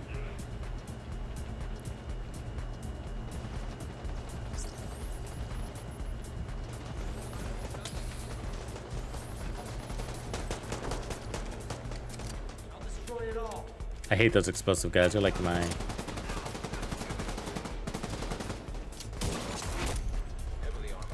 I've always felt like there's enemies that just don't necessarily need to be in the game. It's kind of one of them. And House guarding location nearby. I don't know, I'm kind of thinking out loud here because like some things are just like kind of more annoying than challenging.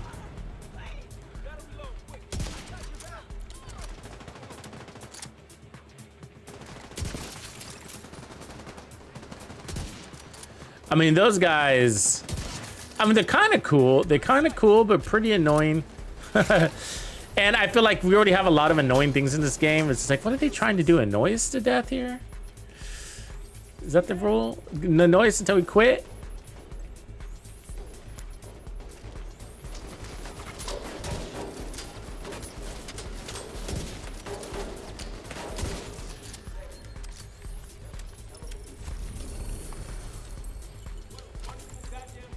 I've always thought about that, but about status effects too. I was like, oh, status effects are so annoying in this game. But that's what they have left. So I always say, like, expect more. Until the new DLC, things could change, because I know they're reworking things, so...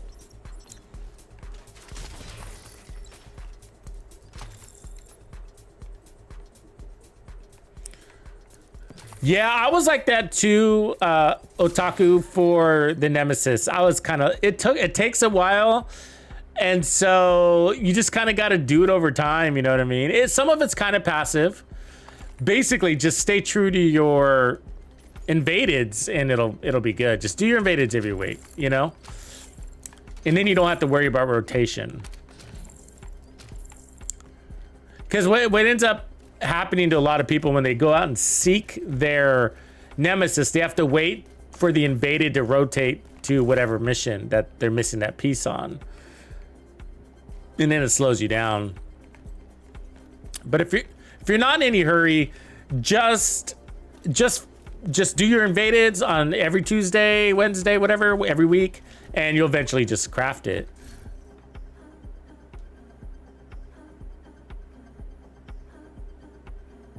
And I think you can do it on any level too.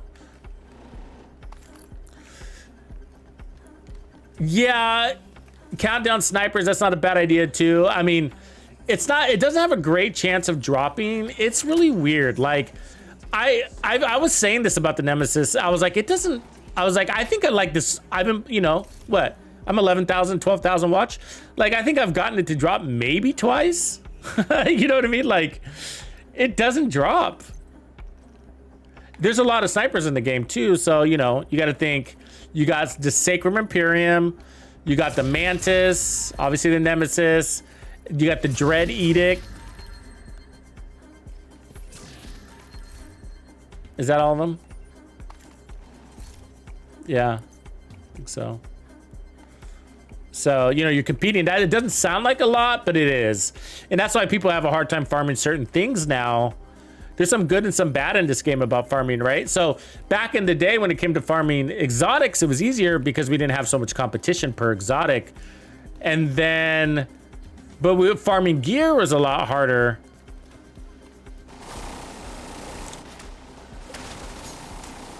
because it was slow, right? It was slow, and now you have countdown to really increase the odds and the quantity to push the quantity up. But now when it comes to exotics, looking for something specific is kind of a nightmare. I mean, like, there's people that struggle to get like a mask, like the Catharsis, because you know you're competing against the Coyote and the Vial and whatever, you know, and it's just like, I remember talking to people that was like, I've gotten like 12 exotic masks and still no Catharsis. It's like, wow.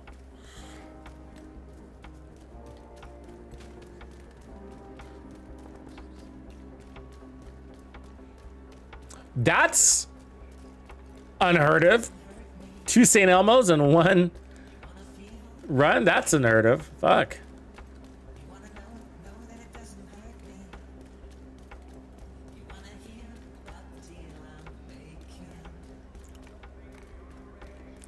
Okay, this mask is not gonna happen.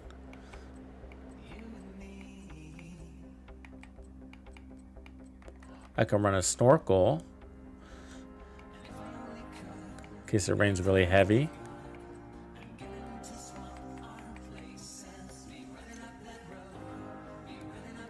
Creepy baby mask. I wish you could wear a hood with that baby mask. That'd make me happy.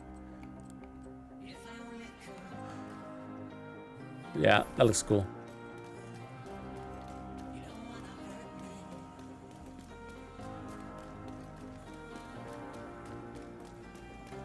Sometimes it's easier to just craft some of this stuff too. I'm gonna choose through resources, but I don't farm much more, you know. It's pretty rare I'm out here farming for something specific. I mean, I got 4 characters, they're all full, so that tells you something, you know. I usually have the pieces somewhere.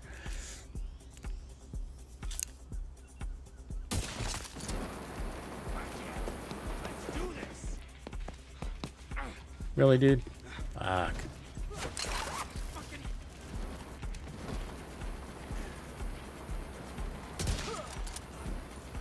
Wasted my shit on his weak punk red ass.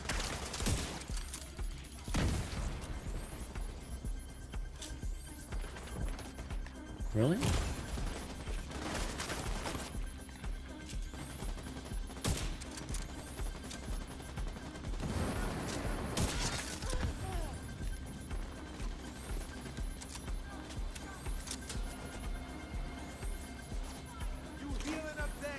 Another one?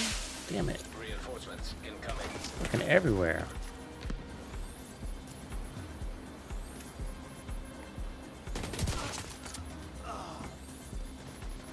This guy, though. He's the one that's got to go. Oops, it's a bad shot, but I'll take it. We got a choice.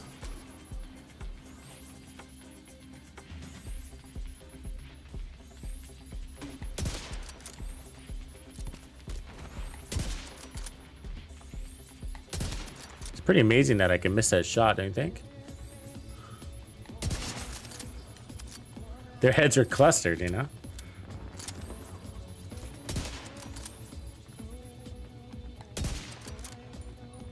A bullet must be really slow.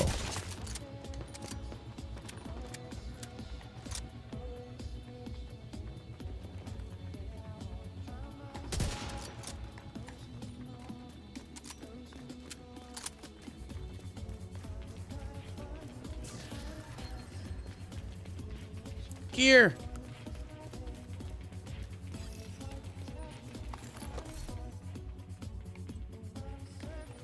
All skill pieces today, huh?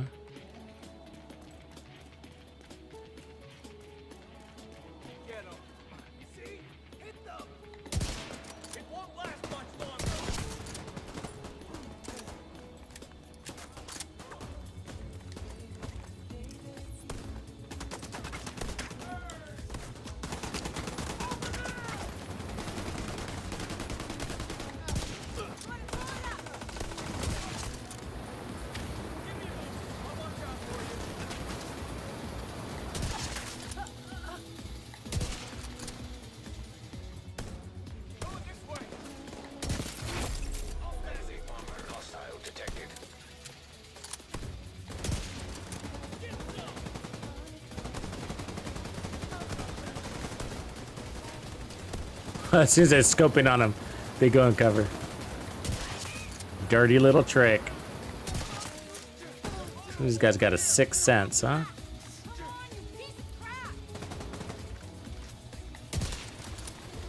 He's a strong one. Hitting him at 26 million almost. Ooh, he's almost 30 million in the end.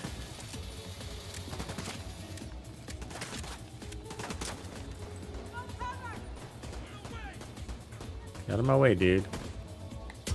Damn it.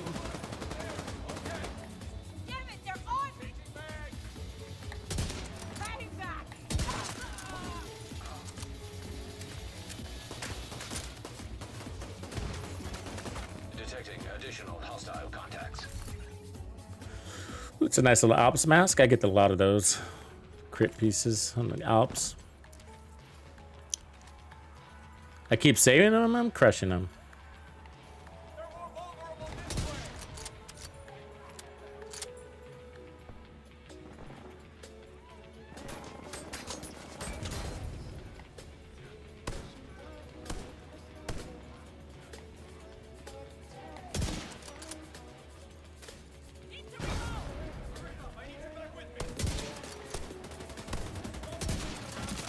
I guess we lost our buff.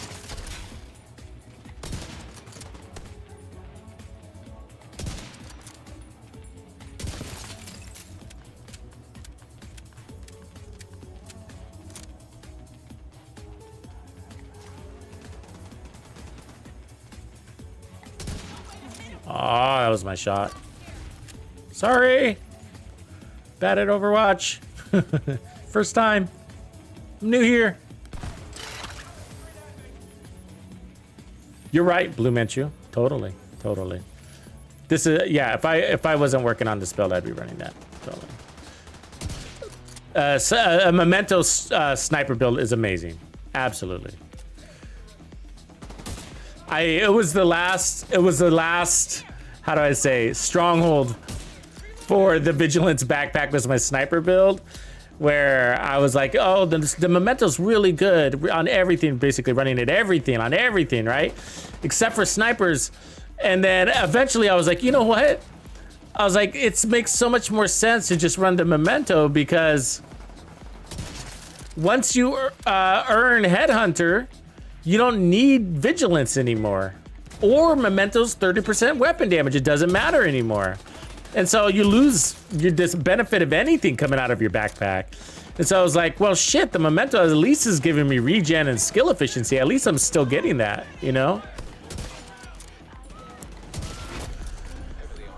And I have enough damage to get my headshot chain killing. So I'm not losing anything, only gaining.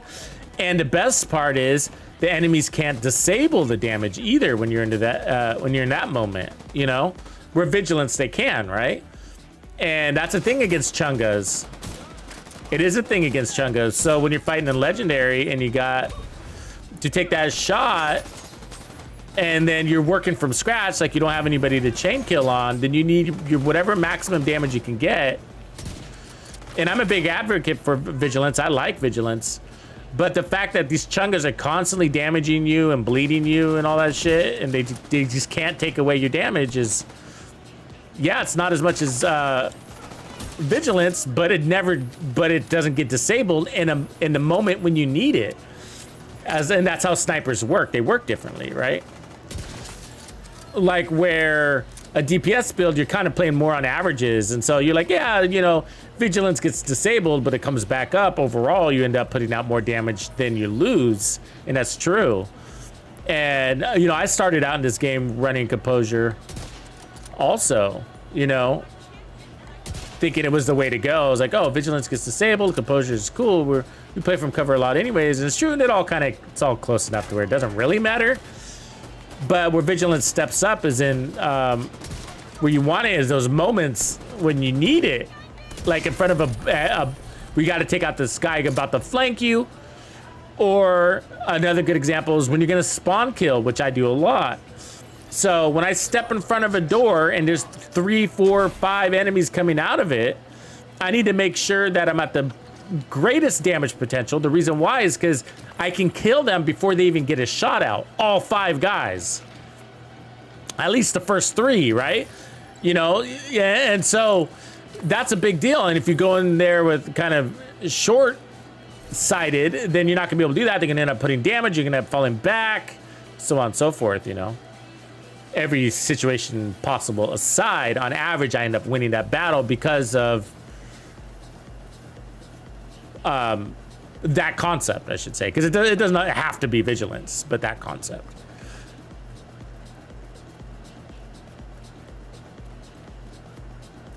Where, like, if you're running there, on contrast, if you run in there with, like,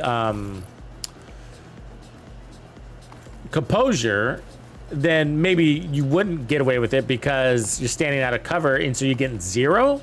Where the memento, you're getting 30%, where vigilance, you're getting 25% total, which is stronger than 30% additive. So, you know, wins and loses, but they... In the long game, they all average out to it's fucking the same. It's just so you know on damage, right? And that is going to be based on the individual and the way that they play. But for me, it's all the same. It doesn't really matter. Even composure, you know, even composure is just going to average out, you know. But where it starts to matter, where it really matters, is in the moment. It's the moment when you have that door opening, and then that's the moment I'm measuring the talent. It is a situation. It is situational moments, because I know across the general gameplay, it's all going to come down to me clearing control points at about the same average time, whatever that is, 3 minutes or 5 minutes per control point on average, right? It's all going to come down to the same, and that's what it's really about, time to clear, the ultimate metric, more important than time to kill. And so, because time to clear includes shots on target, time to heal, how many times you die, playstyle, situational awareness, the full enchilada, right? Of the simulation survivalist pie is what I mean, of the survivalist pie.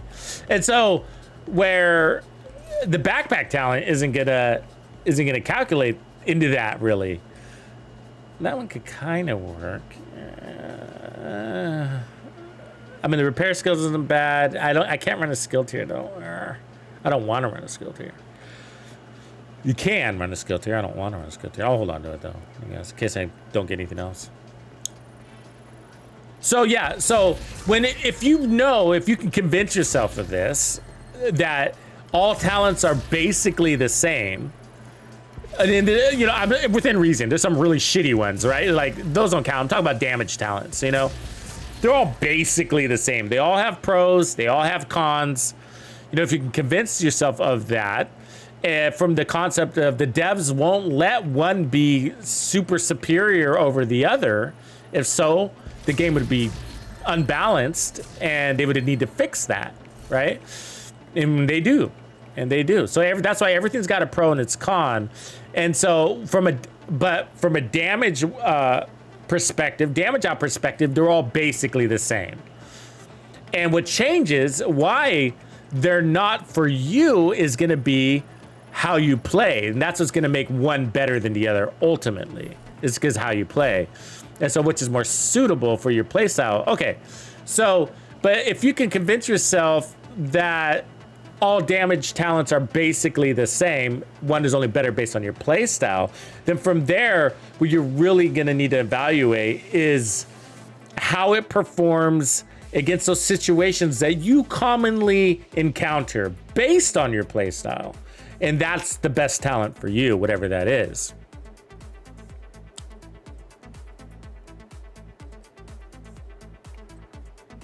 Like for me, here's a great example. Like from a damage perspective, the best talent in the game is Ranger. But from a player's perspective, it's the worst talent for me. Why? Because I play CQB with my sniper. I play inside. And so I am better off with the talent that supports the playstyle, not from a damage perspective, but from the other slices of the survivability pie, like armor on kill, preservation, or time to kill, determined, right? So either way, those are better for me. And so this is the best talent for snipers in the form of damage. But not for my play style. So you see, so you can't just go off of that and say, well, you know, if somebody were to come to you and say, what's the best talent for a sniper? You can't say Ranger. I mean, like, the answer is why? Because it gives you the greatest damage, but you don't use it. You don't use it. I mean, after I get Headhunter, who cares what my damage is come with Ranger? Done, gone, invisible, pointless, useless, whatever you want to say, right?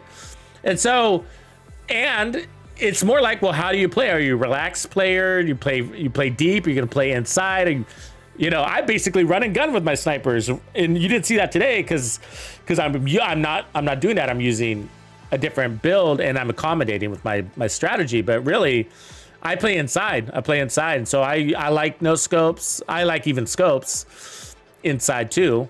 So, but I'm shortening that range and getting less out of Ranger. Still good. You could still use it, but you'd be better off with something else. You don't like that skin, man? I think the skin is so cool. It's like a little fucking fuzzy sofa. It's like pajamas on my gun. It's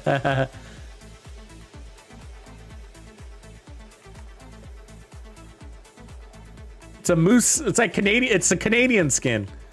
Anybody from Canada? It's Canadian. It's the Moose Hunter. That's what the build's gonna be called. The Moose Hunter. Elmer Fudd. His hat. It's Elmer Fudd. It's made out of Elmer Fudd's hat. Oh my God. Let me write a couple of these things down I need to do.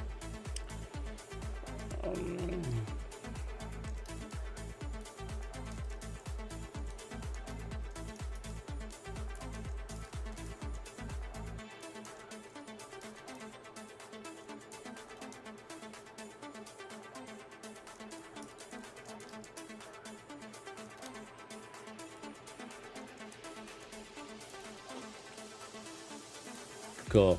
All right, folks, I am going to call it a night. We will be streaming tomorrow. I got some lists of builds to make here, so we'll be working on these. And really, we should be lining ourselves up for the next global event.